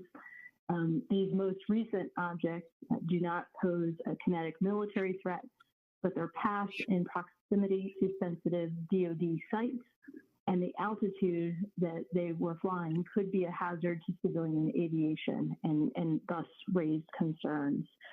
Again, as we have said, we do not assess that the recent objects pose any direct threat to people on the ground, and we are laser focused on confirming their nature and purpose, including through intensive efforts to collect debris in the remote locations where they have landed after being shot down.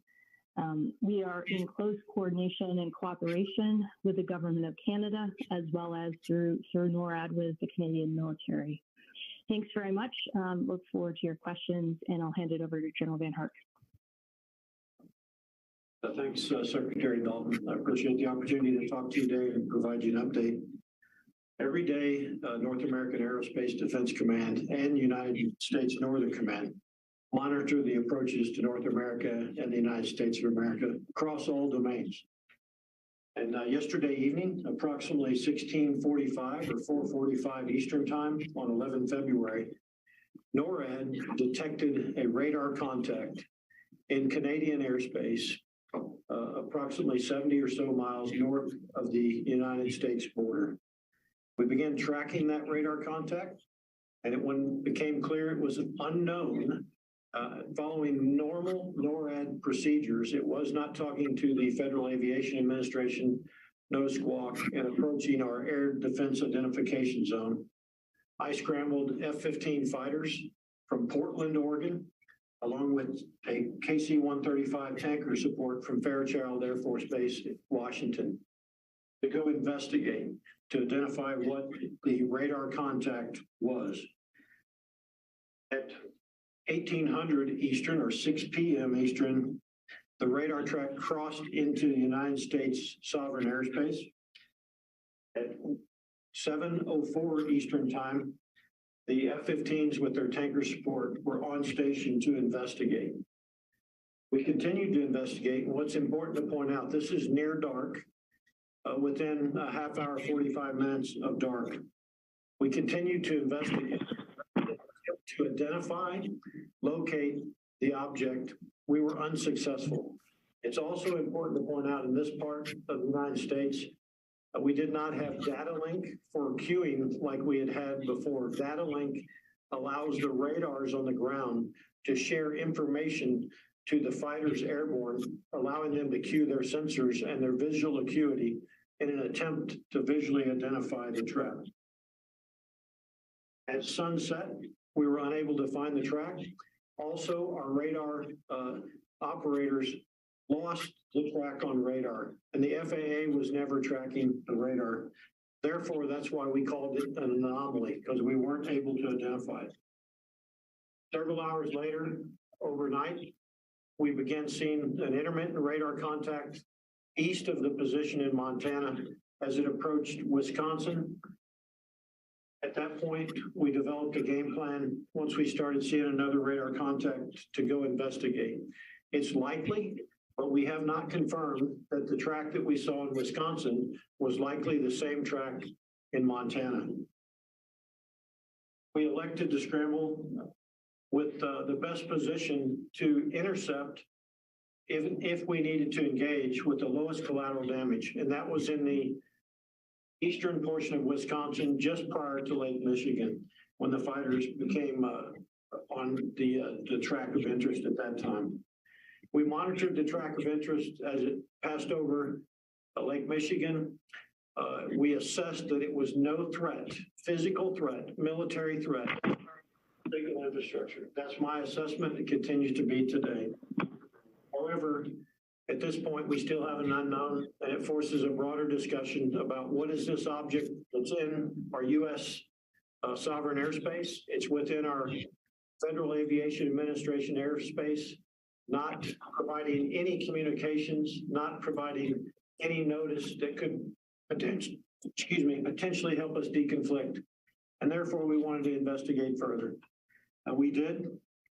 It tracked across the Upper Peninsula of Michigan.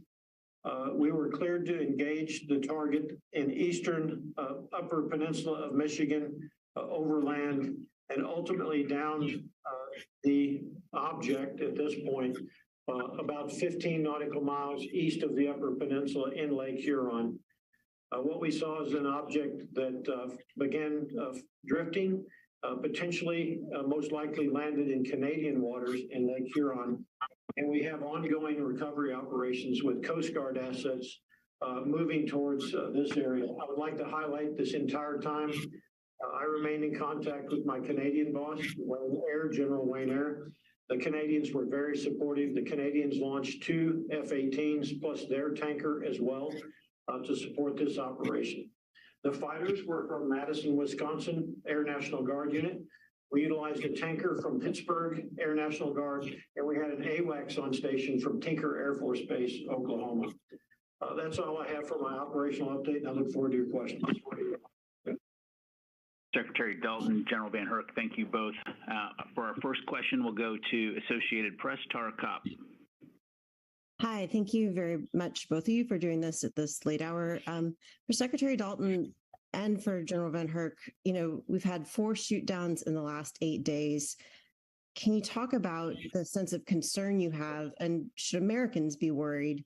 This is a very rare thing to have this many shoot downs or any shoot downs over U.S. airspace. And then secondly, General Van Herk, can you give us any indication of what your pilots are seeing and reporting? Thanks. Hey, before we jump into the question, just a reminder, everyone, please mute your phones. Thank you. Sounds like we have an open mic out there. My apologies. Over to you, ma'am. Great. Tara, thanks so much for the question and for dialing in also at a late hour. The safety and security of the American people are job number 1 for us at the Department of Defense, and certainly for NORAD and General Van Herk's team. We, following the track of the PRC balloon last week, as I mentioned at the top, we have been more closely scrutinizing our airspace at these altitudes, enhancing our radar, which may at least partly explain the increase in the objects detected. But we also know that there are a range of entities out there, whether they're private companies, research organizations, that operate objects at these altitudes for purposes that are not nefarious, including legitimate research. But because we have not been able to definitively assess what these recent objects are, the president wanted to act out of an abundance of caution to protect our security and our interests. So we will remain vigilant. We have made these enhancements to our radars, and the operations this past week have been successful in bringing down these potential threats. And we are hard at work now recovering the debris to better understand certainly the capabilities of the surveillance balloon from the PRC, but also the nature of these unidentified objects to better understand, were they surveillance objects? What was their purpose? What are their capabilities? And we look forward to sharing more as we learn more in the coming days. Thanks, Melissa. Let me just add on. So your question was about citizens being considered. I've assessed all of these to be non-kinetic threats to the homeland. And I don't see that changing even when we recover debris. Every day, NORAD, United States Northern Command, are ready to defend, deter as required. So I think this is a story where we were successful in detecting and if needed, to respond. What I would tell you is what we're seeing is very, very small objects that produce a very, very low radar cross-section. I'm not going to go into detail about shapes or anything like that, really, because it's really, really difficult for pilots. At the altitudes we're operating, it's a very, very slow object in the space, if you will, going at the speed of the wind, essentially. And our pilots are going several hundred miles per hour to give us what I would consider a factual, scientific-based description of what we see. And therefore, I'm hesitant to tell you that. With that being said, I would like to talk about the radar and the challenges that we face, something going this slow. So as Assistant Secretary Dalton talked about, radars essentially filter out information based on speed. So you can set various gates, we call them velocity gates, that allow us to filter out low speed clutter. So if you had radars on all the time that we're looking at anything from 0 speed up to, say, 100, you would see a lot more information. We have adjusted some of those gates to give us better fidelity on seeing slower objects. You can also filter out by altitude. And so with some adjustments, we've been able to get a better categorization of radar tracks now. And that's why I think you're seeing these overall. Plus, there's a heightened alert to look for this information. I hope that adds additional clarification. Just one quick follow-up. 4 shoot downs in 8 days. When was the last time that U.S. fighters were scrambled and shot something down over U.S. airspace? I can't remember anything. And it just seems like there's a large and quick escalation to shooting down objects. I'll have to get with our historians. I believe this is the first time within United States of America airspace that NORAD or United States Northern Command has taken kinetic action against an airborne object. Thank you, Tar. Thank you, sir, ma'am. Let's go to Jen Griffin, Fox News. Hey, thanks, Pat. This is Liz. I'll be asking for Jen today. Are these balloons that have been shot down since Friday, or are they weather balloons? You want me to take Thanks that? very much for the question. Yep, go ahead, Glenn. Yeah, so I'm not going to categorize them as balloons. We're calling them objects for a reason. Certainly the event off the South Carolina coast for the Chinese spy balloon, that was clearly a balloon. These are objects. I am not able to categorize how they stay aloft. It could be a gaseous type of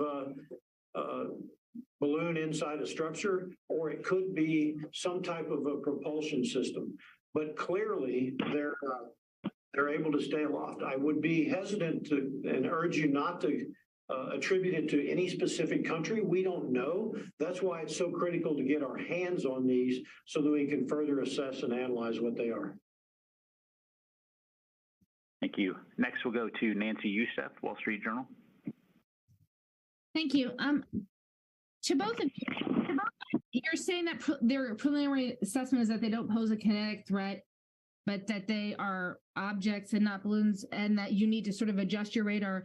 And I guess I'm trying to get an understanding, what is the expectation going forward, or at least in the next few days? Is it your plan to continue to shoot these down, or to make adjustments such that you can make assessments better, that they don't always have to happen when you're shooting something down? I'm trying to get a sense of the adjustment, General Van Herk, that you referred to, and what that will look like, practically speaking, in the days ahead. Thank you.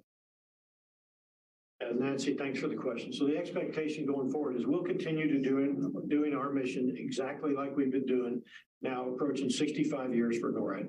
If there's an unknown object that enters either Canadian or U.S. airspace, we will go out, we will attempt to identify it. If it's a threat, kinetic threat, military threat, I am delegated the authority if it commits a hostile act or hostile intent. And let me describe a hostile act.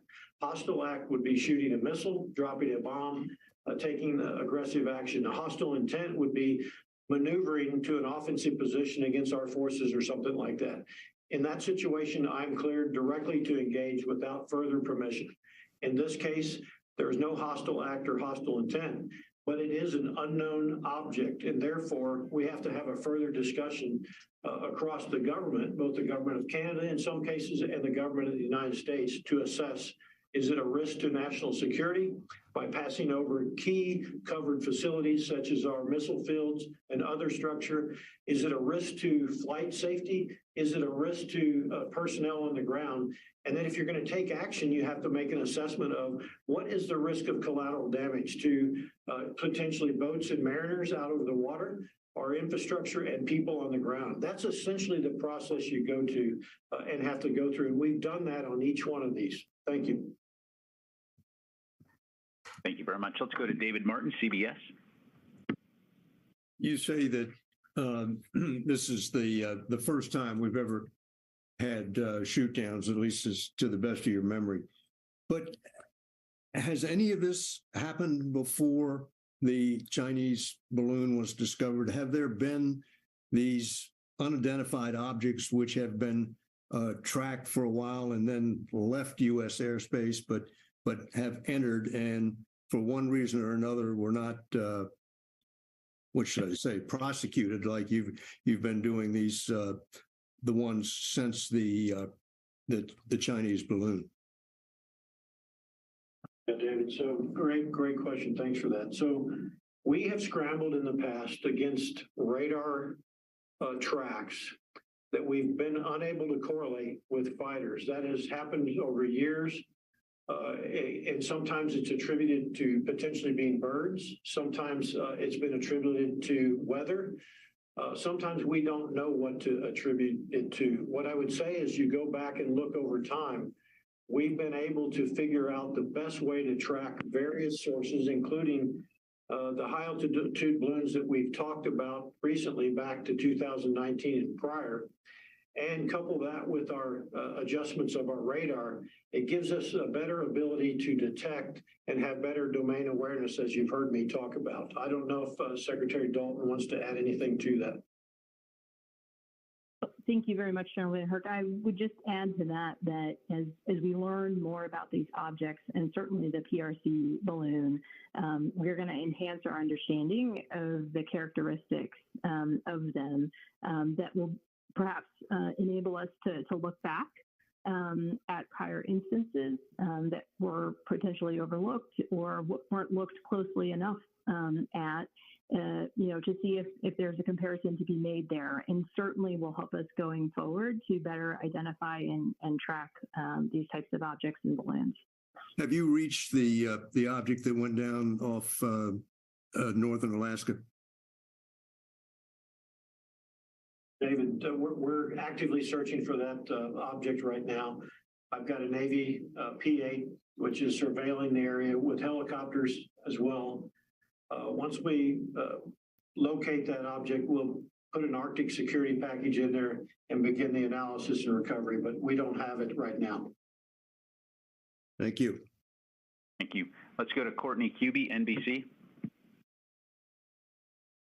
Hi, thanks. How are you so confident that the initial balloon was Chinese? Were there some markings on it? I'm trying to figure out why, because from very early on, it seemed that there was a real confidence versus these last three that we can't get any sense of who owns them or what they were doing. Thanks, Courtney. Some sort of emergency press briefing that's supposed to take place now. Hey, we have a hot mic out there. Go ahead, Secretary. Thanks, Courtney. Yeah, thank you. So, Courtney, for the PRC balloon, we had a basis in intelligence to know definitively that its point of origin was the People's Republic of China.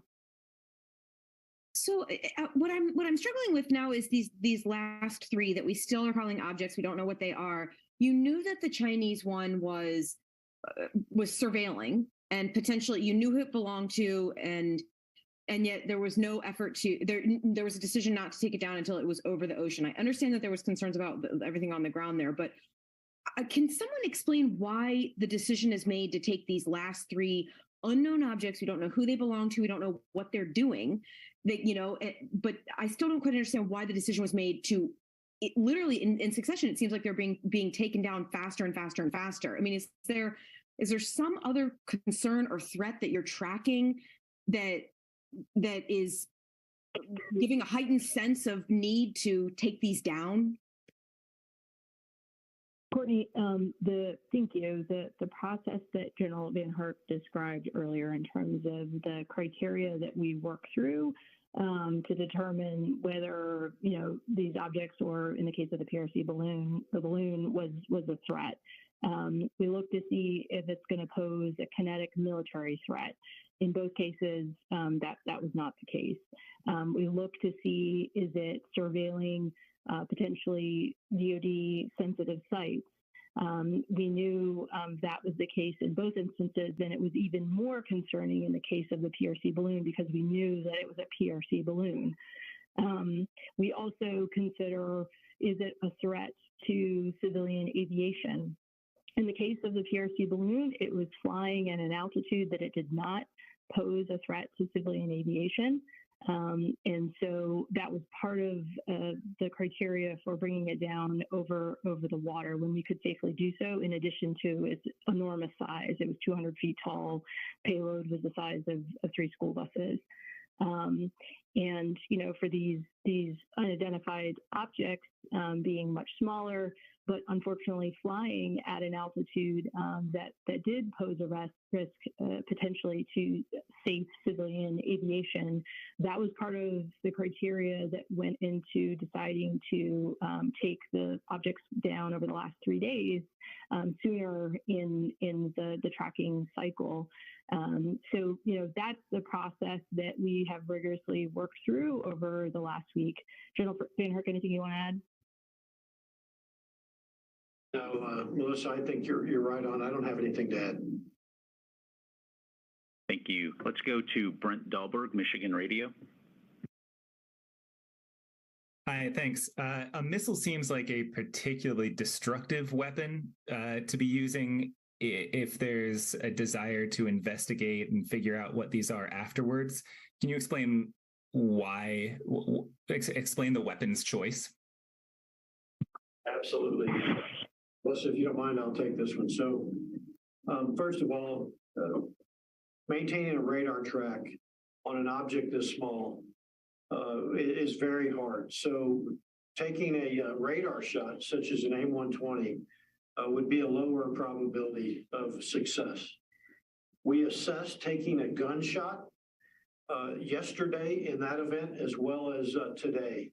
And the pilots in each situation felt that was really unachievable because of the size, especially yesterday in the altitude, and also because of the challenge to acquire it visually because it's so small. It's also potentially a safety of flight issue because you have to get so close to the object before you see it that you potentially could fly into the debris or the actual object.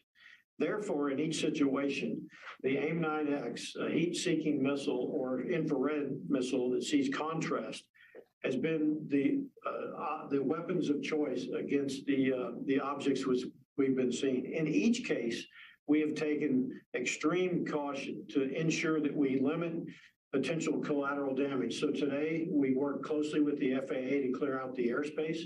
I gave directions specifically to the pilots to use their visual acuity to check for mariners on the ground, airplanes in the air, to clear with their radars as well. And when they were comfortable that we could minimize collateral damage, they selected the best weapon today. That was the AIM-9X, and they took the shot. Thank you. Let's go to Helene Cooper, New York Times. Hi, thanks, Pat, and thanks for doing this. This is General Van Herk. Because you still haven't been able to tell us what these things are that we are shooting out of the sky, that raises the question, have you ruled out aliens or extraterrestrials? And if so, why? Because that is what everyone is asking us right now. Yeah, thanks for the question, Helene. I'll let the intel community and the counterintelligence community figure that out. I haven't ruled out anything at this point. We continue to assess every threat or potential threat unknown that approaches North America with an attempt to identify it. Thanks. Okay, let's go to Oren Lieberman, CNN. Thanks for doing this. Are you currently tracking other unidentified objects in U.S. airspace? And you've now shot down 3 objects in 3 days. Are we to believe these are the first 3 unidentified objects in U.S. airspace, or do you believe there are dozens or potentially hundreds of other such objects that have flown through U.S. airspace? And have any of these recent objects interfered with pilot sensors? Thank you.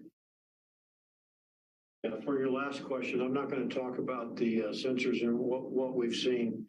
If you don't mind, that needs to come out through the intel communities and what we've seen. I'm not currently tracking any other objects at this point. That doesn't mean there couldn't be more at some point in the future, but right now we're not seeing anything. As far as, why, I don't know if there was more. We do know after the fact that there was high altitude balloons because we went back and we were able to reconstruct that. As far as these specific objects at this time, I'm unaware to say. It's certainly possible, but I don't have the fidelity to give you the answer. We will go look at the data to see if we can figure anything out about the potential for not seeing these previously. Thank you. Let's go to Phil Stewart. Phil Stewart, Reuters. Hey there. I just want to double check what exactly. I know you talked about the fact that you had, we weren't looking for slower speed aircraft, and that these objects had a lower radar cross section. But could you just kind of explain to us what makes these objects in particular more difficult to track, or why you weren't tracking them before? And I guess the other question I think everybody's kind of wondering is, now that you've tweaked everything, should the American public be expecting, lots more shoot downs? Thanks. Thanks, Phil. What makes them really hard to detect and track is their size and potentially shape. We'll get our hands on them at some point. I can't confirm that right now, but that could certainly play a role or a factor in this. As far as going forward, I'll go back to my mission is to defend our homeland in both my NORAD and NORTHCOM hat. Anything that approaches North America, if it's unknown, I'm going to go identify it and assess, is it a threat? If it is a threat, I'll shoot it down. If it's not a threat, the kinetic military threat that we talked about earlier, it's not committing a hostile act or hostile intent, then we'll have a broader discussion. Your second part of that is really about what are we going to do in the future is really a policy decision. I'll ask Secretary Dalton if she wants to add anything. I'd only add again that the safety and security of the American people is job number 1 for us. For any of these operations, we fine-tune them to ensure that there's going to be little to no collateral damage. None of the operations over the last week have resulted in collateral damage. But Secretary Dalton, could you just explain then? Do we expect that there's been a policy decision that will lead us to near daily shoot downs as we detect these things more and more?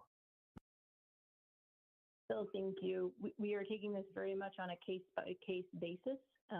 Each operation has been different, and we will certainly keep you updated as we continue to learn more about these objects and the PRC balloon and what that means for us going forward. Thank you. Let's go to Ben Brash, Washington Post.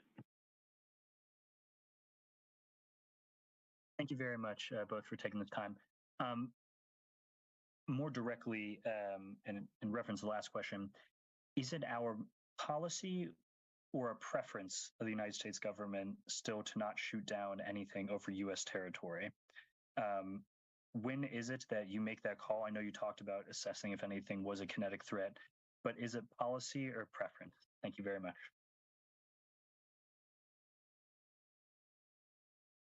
The policy is to defend the United States and its sovereign territory and airspace. Full stop. Thank you. We have time for just a few more. Let's go to Dimitri Sevaspalo, Financial Times. Thanks very much, Pat. Two questions. At this point, are you able to assess that the three objects over Alaska, Yukon, and Lake Huron, are they similar objects as far as you can tell? And then secondly, the Biden administration has said that it realized this was a problem last year. It briefed Congress in August. So I'm curious, why didn't you recalibrate the gateways on the radar systems earlier if you knew that Chinese balloons were an issue at that point? Yeah, let me talk about the way I would characterize similar. They're similar in size, similar in speeds that go with the wind on these objects that we've seen. As far as specific shapes, we've got to get our hands on those to see fidelity and detail of shape, how they get airborne, do they have propulsion? All of those things are still to be determined. Your second part of that question, remind me what that was? So you said that recently the reason you may be detecting more things is you recalibrated or changed the thresholds for gateways on the radar systems. I wonder, given that you briefed, not you, but the administration briefed Congress on the Chinese balloon program last August, why were gateways not changed back then? Yeah, so that's a great question. You know, the timing of the intel and adjustments, what I would say is we didn't necessarily see a need to change a lane. The Chinese high altitude balloon alerted us to the speed, the slowness, and being able to detect. We decided to do that at that time. I hope that makes sense to you. But I would just add, given that there were questions about the program, you know, as early as August last year, and those balloons were flying at those kind of speeds then, was there not a discussion about changing the gateways back then? I can perhaps help here as well.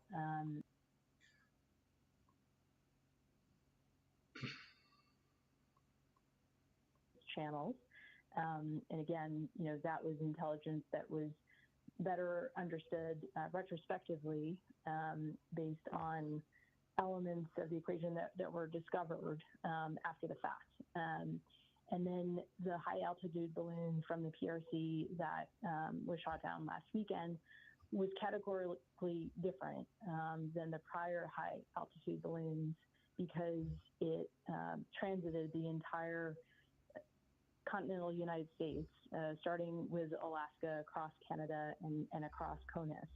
And so it was quite different than the prior instances. And on that basis, we determined that we needed to enhance our radar.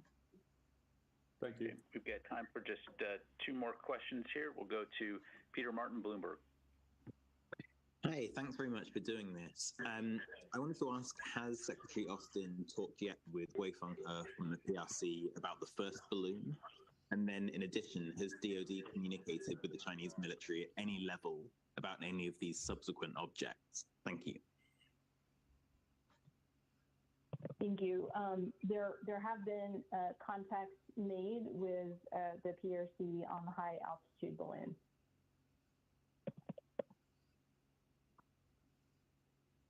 Okay, thank you very much. And final question will go to Brian Everstein, Aviation Week. Hi, thank you so much for doing this. Back to the discussion on the AIM-9X. Can you talk about what about these objects gave off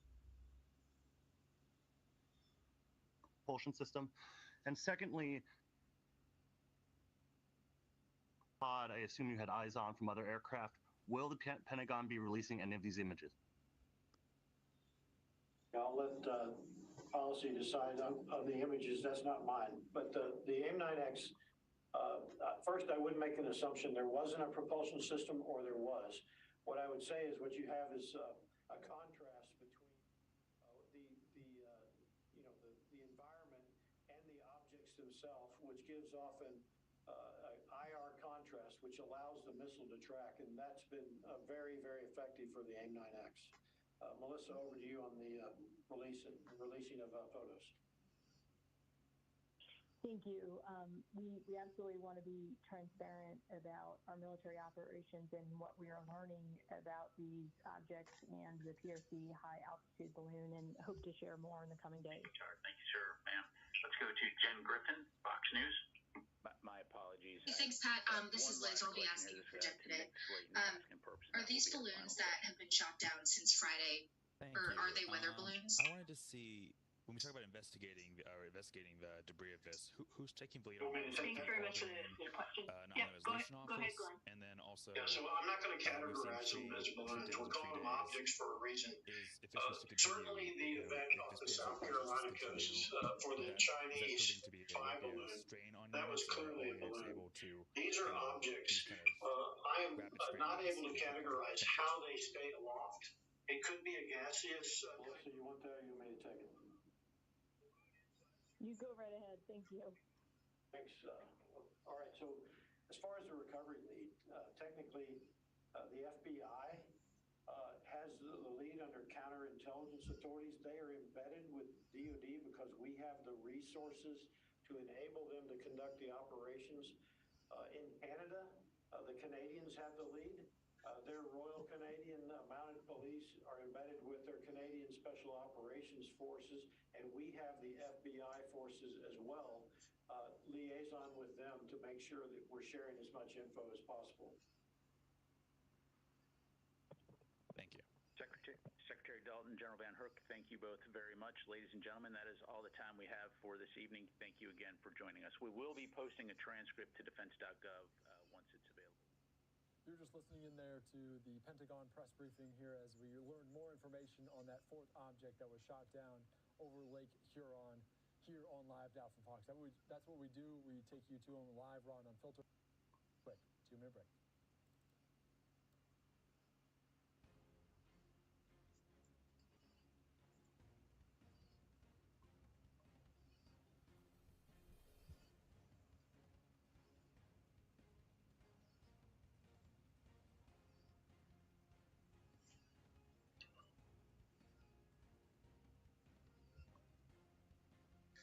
Alô, galera, vocês me ouvem legal aí?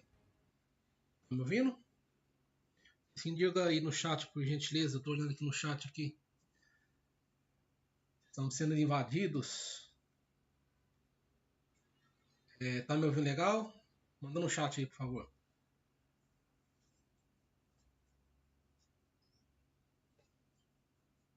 Esperar o retorno aqui, tá lento.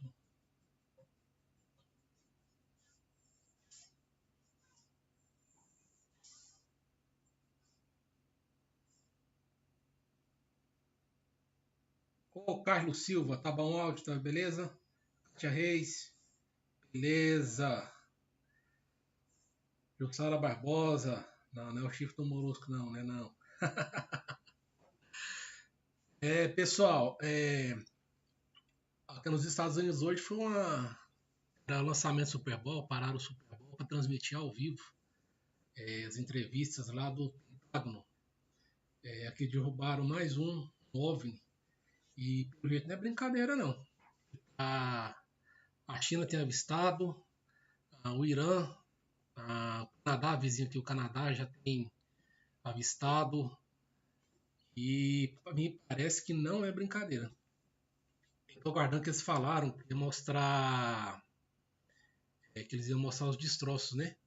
Entrevista com o piloto. E eles só está deixando por último a cereja do bolo. Vou aguardar. Começou de novo. Deixa eu ver o que eles estão falando aqui.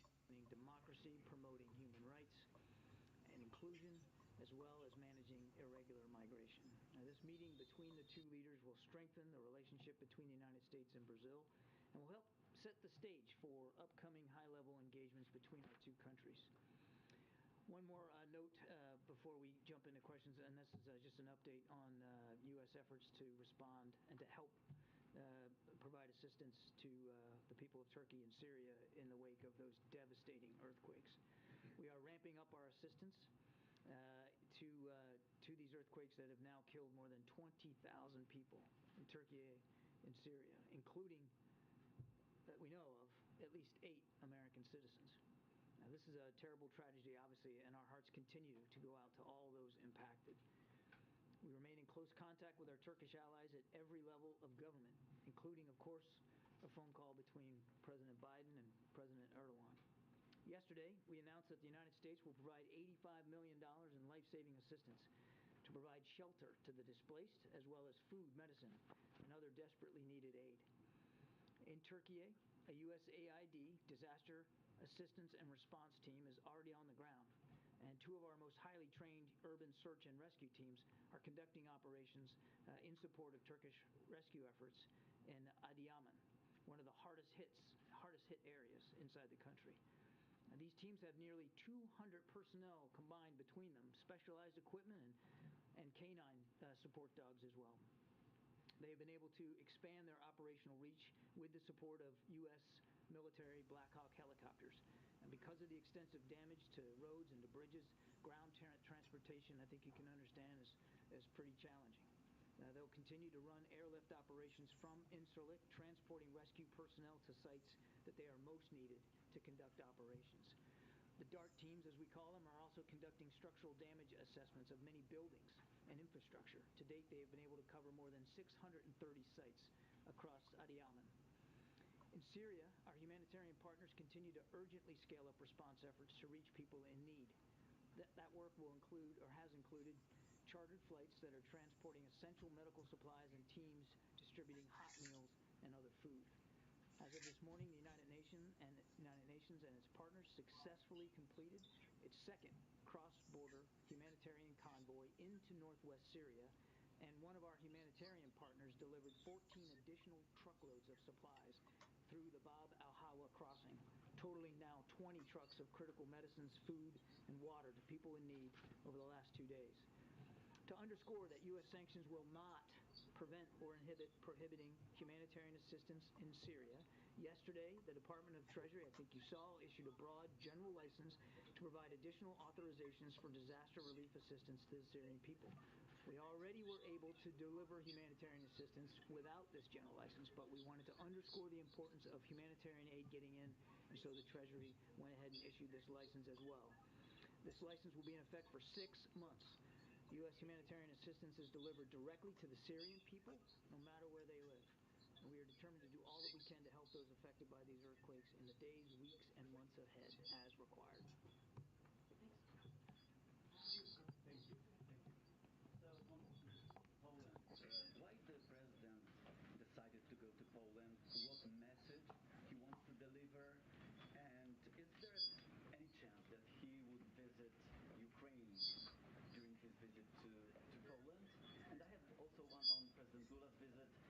President Lula has said he wanted to create a group of countries, including China and India, to mediate peace between Ukraine and Russia. Does the president support this effort? Is this the right time for opening negotiations? Okay, well, there's a lot there. So look, on the trip, I don't have any other additional stops to speak to. Karine announced the purpose of the trip, and that's to go to Poland. And in Karine's opening statement, I think she answered your main question, which is what does he want to talk about? He wants to talk about the importance of the international community's resolve and unity in supporting Ukraine for now going on a year. Wouldn't it be great if the president didn't have to make a trip around a 1-year anniversary of a war that never should have started? Sadly, that's where we are, and he wants to make sure that he's sending that strong message, not only of the United States resolve, but the international community resolve, and to make clear to the Ukrainian people, most particularly, that the United States is going to continue to stand by them going forward. We know the next weeks and months are going to be difficult and critical, especially for their armed forces, and the United States is going to continue to stand by them. On your question about President Duda and his peace overtures or ideas, is that what? President Lula.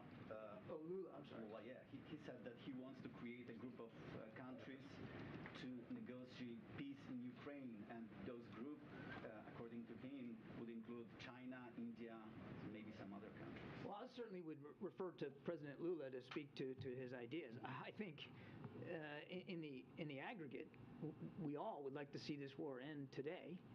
We'd like to see it end right now, in other words, without having to go to the negotiating table.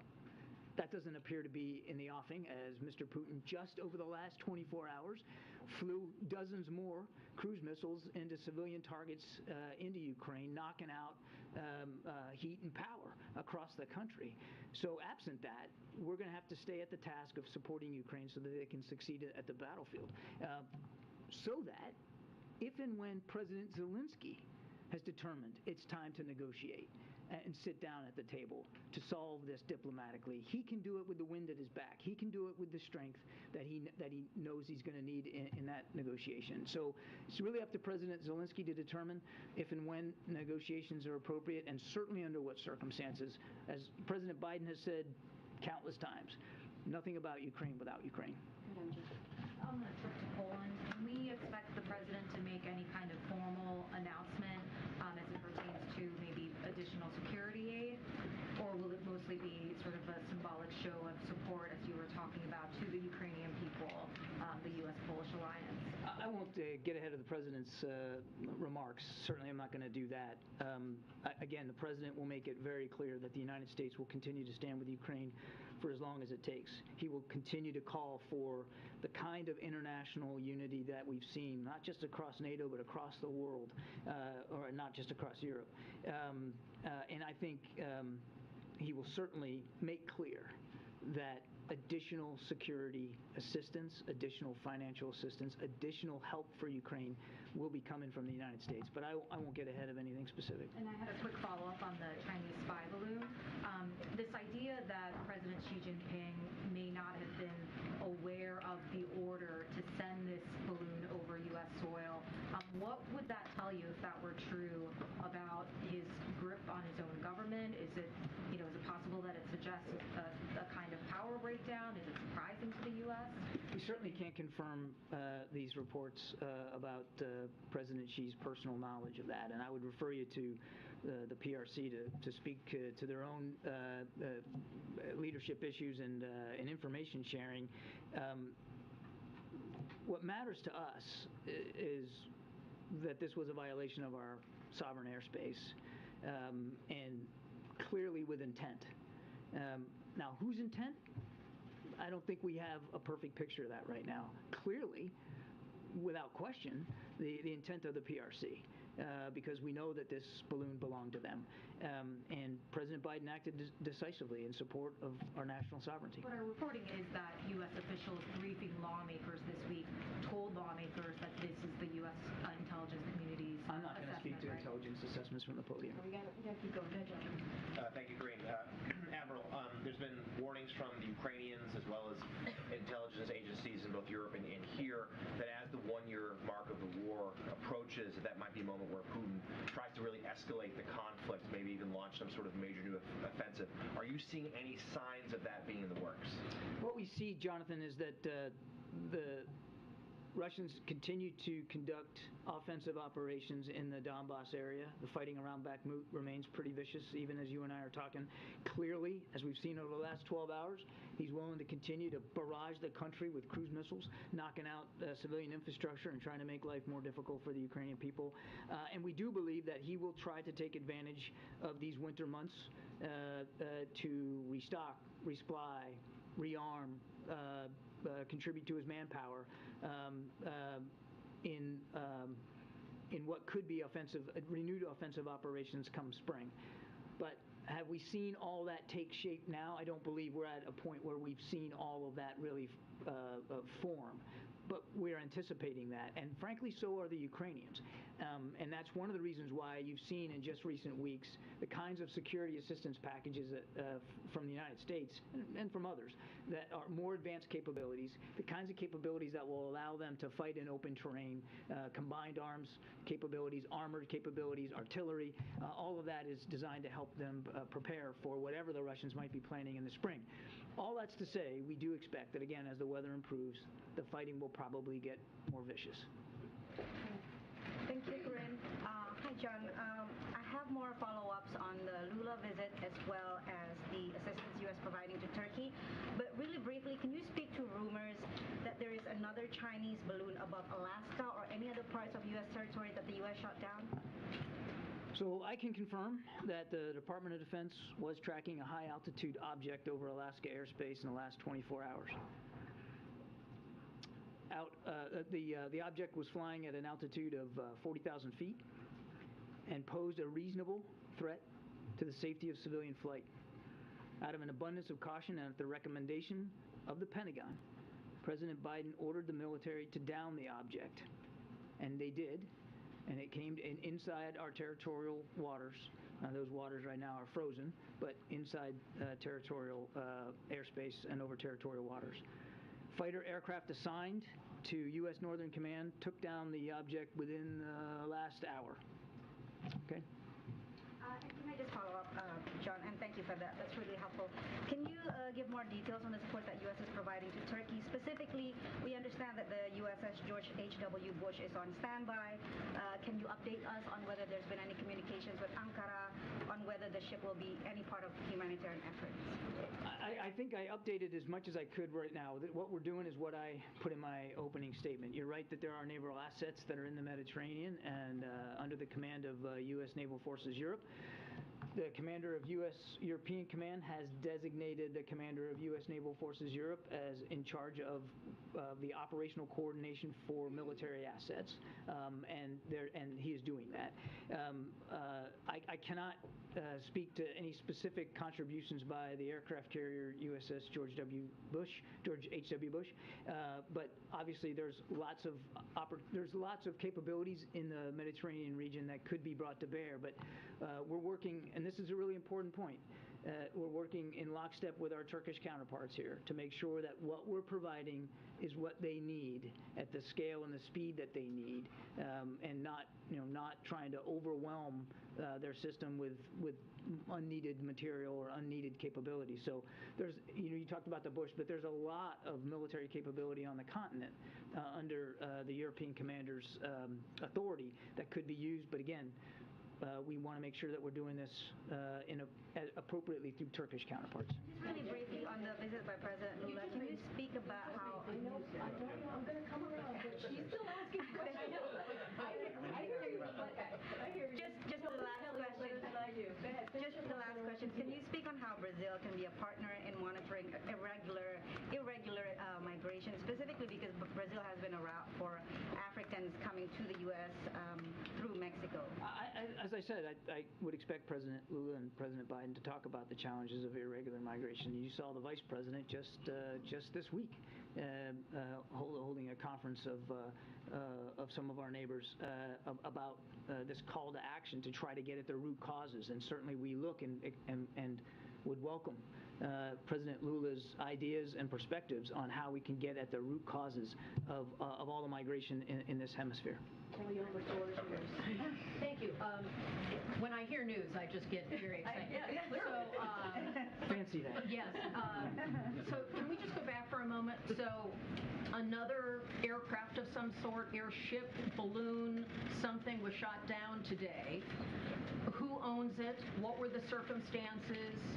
Was the president directly involved in ordering this? And is wreckage being recovered? Okay, so I'm going to try. Remind me if I forget something. Okay. Yes, the president absolutely was involved in this decision. He ordered it at the recommendation of Pentagon leaders. He wanted it taken down, and they did that. They did it using fighter aircraft assigned to U.S. Northern Command. The Pentagon will have more to say about the details of this later on this afternoon. It's only just within the last hour. We're calling this an object because that's the best description we have right now. We do not know who owns it, whether it's state-owned or corporate-owned or privately owned. We just don't know. We don't know. As I said, state-owned. We don't know if it's state-owned, and we don't understand the full purpose. We don't have any information that would confirm a stated purpose for this object. We do expect to be able to recover the debris, since it fell not only within our territorial space, but on what we believe is frozen water. So a recovery effort will be made, and we're hopeful that it'll be successful, and then we can learn a little bit more about it. Was its appearance like the Chinese aircraft? No, it was much smaller than the spy balloon that we took down last Saturday. The way it was described to me was roughly the size of a small car, as opposed to a payload that was like 2 or 3 buses size, right? So much smaller, and not of the same, no significant payload, if you will. And lastly, is it now the policy of the United States that if unidentified aircraft are over U.S. territory, that it is likely the president will choose to shoot it down? The president will always act in the best interest of our national security and in the safety and security of the American people. Jackie, we're going to get you guys. John, so the Pentagon ordered this new object be taken down over Alaska. The president ordered it.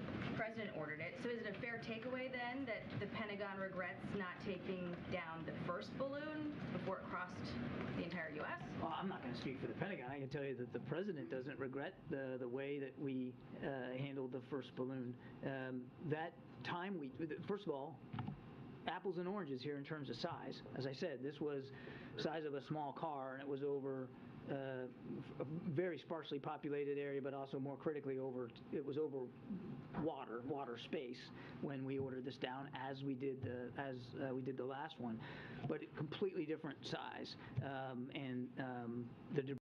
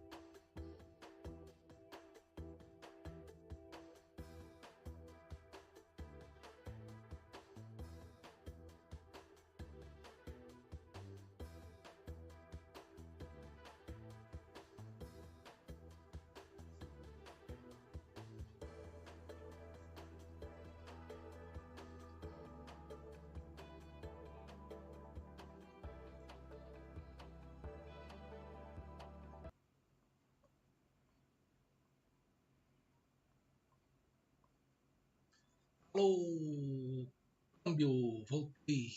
Me ouvindo legal aí? Manda no chat. O meu fone está acabando a bateria. Eu não estou achando o carregador. Tá ruim. Me ouvindo legal aí? Manda no chat. Legal o áudio? O fone está acabando a bateria. Não estou achando o carregador. Eu acho que está legal. Pessoal, aí na sabatina aí, os repórteres impressionando, né? Perguntando como que é o formato. Só que aqui é difícil, o pessoal se esquiva das perguntas. Ele só falou que o objeto tem um formato cilíndrico, é de metal, é um metal desconhecido por nós humanos, e não é um balão. O balão ele é feito tipo de uma lona e é laranjado. Esse ele é translúcido. Tem hora que fica branco, tem hora que fica transparente. E um metal leve, muito resistente, que eles falaram, eles nunca viram nada igual. E o que eles têm notado é que esses objetos eles voam e não tem barulho de propulsão, não tem barulho de motor, eles são muito velozes. Quando eles chegaram a medir no radar, deram mais do que Mach 2. Mach 2 é... Acho que esses aviões do exército, eles voam em Mach 1. Esse deu mais de Mach 2. Não sei bem os termos, eu sou leigo nesse assunto. Vou aprofundar mais e tentar trazer para vocês aqui. Ó, voltou a coletiva de imprensa aí. Vou tentar fazer a tradução simultânea, tá bom?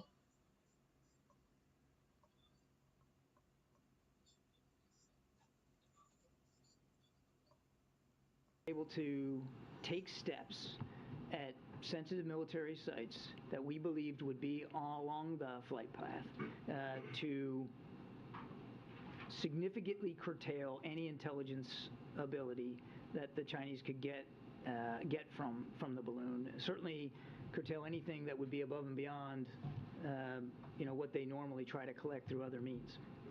Go ahead, Zeke, and then we'll get around. Thanks, John. Was this latest object that was shot down within the last hour, was that detected based upon any information gleaned from the monitoring of the last balloon over last week, in terms of what you learned about that Chinese program that then informed the decision to shoot this item down? I think I'd be careful saying that anything specific to what we've learned from that last platform. And we were able to collect some information from it while it was in flight. That was another reason why we let it traverse over land the way it did. But I would not say that information gleaned from our surveillance of that surveillance balloon provided insights that permitted this detection and track. And as of this moment, are you convinced that you shot down, do you know what you shot down, that it wasn't just, a harmless weather balloon, that there was some motivation flying this over U.S. airspace, or is it truly? I think we're going to try to learn more. I can tell you it was an object, and it was at 40,000 feet, and the predominant concern by the president was a safety of flight issue at that altitude. Remember the one that we shot down last Saturday? It was at 65,000+ feet. So no threat to civilian aircraft. This one at 40,000 feet could have posed a threat to civilian aircraft, and it did not appear to have the maneuverable capability that the other one did. So, virtually at the whim of the wind. Thank you, Corinne. So thank you, Purvi. So to follow up on what you just said about civilian aircraft, is that what you meant initially when you said there was a reasonable threat to shoot it down?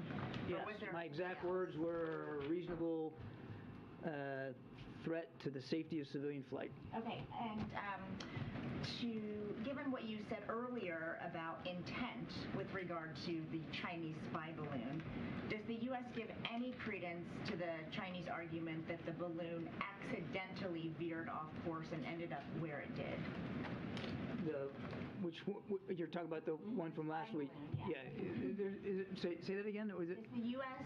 give any credence to the Chinese argument that this thing accidentally veered off course and ended up where it did? No. So, was it targeting specific places? Was it targeting military sites? What we know is that the flight path it executed took it over sensitive military sites. What we also know is that it could maneuver, that it had propulsion capability and steerage capability, and could slow down, speed up, and that it was on a path to transit over sensitive military sites. Thank you. Thanks. Admiral Kirby, on the latest object, you said it did not appear to have the maneuverability capabilities that the Chinese spy balloon have. Did it have any maneuverability, or was it flying on its own? At this time, all I can tell you is it did not appear to have the ability to independently maneuver. We'll attempt recovery, and we'll see what we can learn more from. And then just one more on the Chinese spy balloon. We're reporting that the U.S. is about to impose export controls on Chinese companies that are believed to have been involved in that balloon surveillance program. Can you confirm that and say when the administration might impose those export controls? I'm not in a position to confirm those reports right now, and I'd refer you to the Department of Treasury. Thank you, Admiral. I believe you said this was shot down, or at least it landed in the waters, or the frozen waters off the coast of Alaska, correct? That is our initial assessment. So is the policy still, considering the first one was shot down off the East Coast, and this high-altitude object was shot down off the West Coast, is the policy at this point in time you could shoot it down if it's over a body of water? I wouldn't derive from these two incidents some sort of policy that comes out of it. The president will always act in the best interest of the American people and international security. Last week, we were talking about a surveillance asset that was purposely flown over the continental United States.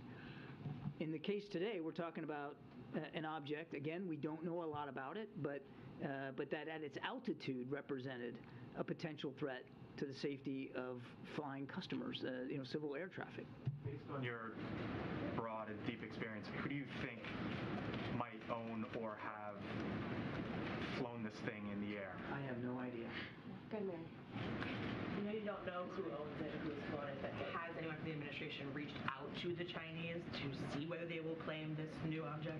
I know of no outreach this afternoon to the Chinese government about this. The State Department over the weekend, or last few days, I'm losing track of days, but since the first spy balloon, confirmed that they think that these Chinese spy balloons have gone over 40 countries. Considering that fact and this new development today, what's next on a larger diplomatic front? The U.S. talking with allies about how to police the skies, about how to bring this to the UN to figure out what to do? We are talking to dozens of nations who we know have been overflown by Chinese surveillance balloons, part of this program that the Chinese have invested in, to share with them the context and information that we've learned by the forensics we've done since we came in office about this particular program. And I would remind you that we briefed Congress in a classified setting back in August about this. This is not something we haven't been trying to learn more about. We've been aware of it and trying to glean more information from it. And this, we expect that the recovery of the debris from the balloon we shot down on last Saturday, will help us gain even more information. But we are in the active conversations with many of these countries who we know have been overflown. Gotcha. Yeah, where specifically in Alaska was the high altitude object shot down? So the Pentagon will be talking more about this a little bit later. They'll probably have more detail for you. But the general area would be just off the very, very northeastern part of Alaska, right near the Alaska-Canada border. So near the Arctic Ocean? Well, yeah. In fact, that's where it went down, on that northern side of Alaska, near the Canadian border, on water that is frozen in the yes. It was never over land. No, it was. Over Alaska. It was. Okay. Yeah. And it was shot down within the last hour. When did the U.S. first get intelligence that it existed? The knowledge about the balloon and the track first came to our attention last evening. Okay. What time thereabouts? I don't have an exact time on the clock for you. It was last evening. Well, have you ruled out, or not ruled out, but you have not determined that it was surveillance in nature, correct? We haven't ruled anything in or out. And that's why we're calling this thing an object. You just called it a balloon. You misspoke there. I'm sorry. It's not a, yes, I'm sorry. You guys have. You can't say it's a balloon either. You guys have me with balloon on the brain right now. Right. This was an object. Let me just clarify, I'm not classifying it as a balloon right now. It's an object. We're still trying to learn more from it. That it landed on water that is frozen could help us assist, make it easier for us to try to recover some of the debris. The U.S. Northern Command is examining what the possibilities for that are. Finally, you said you have no knowledge of any outreach to the Chinese yet from the administration. Are there plans to reach out and ask whether they... I know of no plans to reach out to the Chinese specifically on this. I want to stress again, we don't know what entity owns this object. There's no indication that it's from a nation or an institution or an individual. We just don't know. Foreign entity, that's right. We don't know who owns this object. We'll keep going. Thank you. Thanks. Are you tracking any other similar objects right now at this time? I'm not aware of any other tracks. And then also, I know that you said that this was due to a civilian aircraft threat, but why not wait till it's over warmer water where you could more easily recover? It wasn't heading over warmer water. It was heading over the Arctic. It's not very warm. Thank you, Karine, and thank you, Admiral. One question on today's incident and then one on a separate subject, if I may. Given how little was known about this object at the time that our forces shot it down, is it safe to say that when the president ordered that it be shot down, he did not know whether it was a manned or unmanned object? We were able to get some fighter aircraft up and around it before the order to shoot it down, and the pilot's assessment was that this was not manned. Okay. On a different subject, after the State of the Union address, minutes after he finished delivering the State of the Union address, President Biden encountered in the halls of the Capitol Brittany Alconis, the wife of your Navy comrade Ridge Alconis, who, as you know, remains imprisoned in Japan. And the president told Mrs. Alconis, "We're going to get this done." I wonder if you can tell us if the Alconis case figured in the conversation that the president had with the Japanese Prime Minister when he visited here last month, and if you can flesh out the president's promise to Mrs. Alconis. I know generally you don't like to say a whole lot about these kinds of efforts, but what can you tell us about what's being done on behalf of Lieutenant Alconis? I would go back to what I said to you last time, James. I mean, the president's well aware of this case. And he's well aware of what the family's going through. He's also well aware of concerns by the Japanese government with respect to their judicial system, and he's got the team working on this. I'm not going to disclose personal conversations that the president had either with Mrs. Alconis or with Prime Minister Kishida, but he's well aware of it, he's tracking it, and so is the national security team. Thank you, Karine.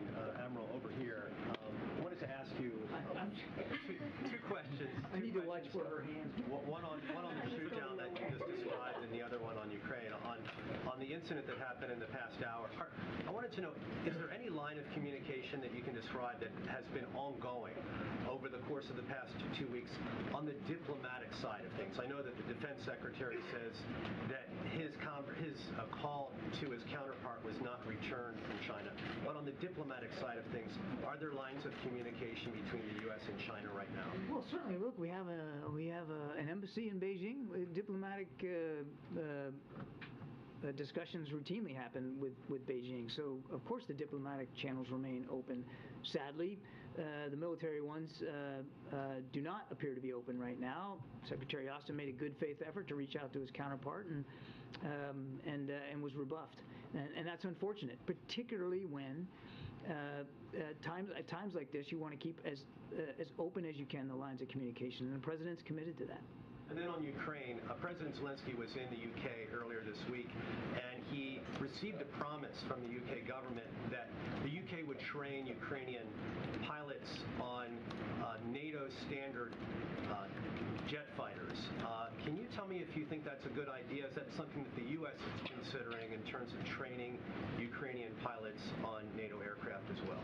Well, if they're going to get Western aircraft, then they're going to need to be trained on them. Does that mean that will happen? They'll get Western aircraft? That would be up to the nations that may be willing to provide aircraft. I've said it before. Probably tired of me hearing me say it, but these are all sovereign decisions. And if a NATO nation or even a non-NATO nation wants to provide capabilities like fighter aircraft to Ukraine, that's certainly their decision to make. And one would assume that if you're going to introduce a system into a military that they have no experience with, that there's going to have to be some training that goes along with that. We're doing it right now. Fort Sill, Oklahoma, we've got Ukrainian soldiers learning how to use a Patriot battery. And outside of Ukraine, we're helping train them on combined arms maneuver. So it's not unusual to do that if an advanced capability is provided, but that's going to be a national decision. Thank you, Admiral. Thank you, Corinne. Isn't there a concern that these objects, the object and the balloon, were both discovered when they're already flying over U.S. airspace? Should they be detected before they enter the U.S.? I think we're going to continue to learn a lot about how these things are or can be detected in a better way. You heard the NORTHCOM commander talk about certain gaps that he felt he had in his domain awareness. So from this incident last week, we'll certainly learn about the capabilities of that surveillance asset, but we also expect to learn more about our own processes and our own systems for detection and tracking. I don't want to get into exactly how this one was detected, but I can assure you that we're going to continue to try to improve our own knowledge base with respect to these systems. Just one more quick question on the object. Can you say anything about the proximity of it and its flight path to the sensitive oil fields near Prudhoe Bay? And was there any threat at all at any point to that equipment in that region of Alaska? I'd refer you to the Pentagon for more detail about the track. Again, this just all happened within the last hour, so I don't know what the proximity was to oil fields. And your second question was? Oh, it was just about the sensitivity, the oil fields, basically. Well, again, I mean, we just don't know what this object was. We don't, it'd be difficult for me to point to a threat or a specific concern, such as oil fields, when we don't really understand what this object was doing. Okay, I understand. And then I just have one more quick question on the Russian, completely different topic. The Russians have said they're going to cut oil output now. What is the U.S. response to that? And will you reach out to OPEC to ask them to sort of compensate for the difference so that the price of oil doesn't escalate at a time when you're just starting to see inflation? Once again, Mr. Putin's willing to weaponize energy. This move, if it proves to be true, it doesn't come as a big surprise as a reaction to the price cap, and it just shows you the lengths to which he's willing to use resources like energy as a weapon. What the United States will do, have done, continue to do, is work with allies and partners to make sure we can better balance supply and demand and try to meet that need. It's important. We still believe that Mr. Putin not be allowed to profiteer in an inappropriate way off of the oil he puts on the market so that he can then fund his military in the field. I don't have any diplomatic outreach to speak to today. We're going to continue to talk to allies and partners. Certainly OPEC falls in that category, but I don't have any specific conversations to talk about. Go ahead and Thank you, Carolina. Thank you, John. I have two questions. China is claiming ownership of the balloon, and China said that they will take legal actions. Will you send the balloon back to China? There are no plans to send the debris that we are recovering back to China. We're going to pull it up off the bottom of the ocean, and we're going to learn more about this capability. I have a second question. Iran is building a drone factory in Russia, and North Korea is receiving military drones from Russia. How do you view armed cooperation between North Korea, Iran, and Russia? I can't confirm those specific reports, Jenny, but I was up here not long ago talking about the burgeoning defense relationship between Iran and Russia, which is not only not good for the people of Ukraine, it's not good for the people of the Middle East, because it'll flow both ways, and Russian capabilities could very well end up in Iranian hands. And I would say the same about North Korea. We know, I got up here and showed you pictures, we know that they're providing ammunition to Russia, artillery ammunition specifically. And again, that's not only not good for the people of Ukraine, it's not good for the Korean Peninsula and the region there, that Russia and North Korea could be, again, developing a deeper defense relationship. Thanks, John. Just a few more on the object. You said it was discovered last night. Was it flying consistently at an altitude of roughly 40,000 feet that entire time? Roughly, yes. Were there any sightings that you're aware of by airmen, civilian aircraft operators? No. And can you, just to nail it down, can you tell us when the president gave the order to shoot it down? Gave the order to shoot it down this morning. Yeah. Again, just keep following up on the same topic. The speed with which the president apparently decided to shoot it down, having just discovered the first intelligence of it last night, and by the morning he's saying shoot it down. Was there something more specific about the threat than just generally being in the airspace at which the height at which... The predominant reason driving the president's decision was the safety of flight issue. No, I understand it was, but there had, I mean, that's a really big area up there. It's not all that many planes. It's not like it was in the middle of the Northeast Corridor or something. Is there no way in which you guys could have said, hey, airplanes, like, steer clear of this area until we know better what this thing is, because we're, I mean, in other words, was there some reason why? The president wasn't willing to take that kind of a risk in time, because this thing did not appear to be self-maneuvering, and therefore at the mercy of prevailing winds. It was much less predictable, and so the president just wasn't willing to take that risk. Thank you. You mentioned that there were fighter aircraft who were able to determine that it likely was not manned. Were those fighter aircraft able to determine anything else about it from up close that they wouldn't be able to find out otherwise? They worked really hard to try to get as much information as they could about this object. Given its size,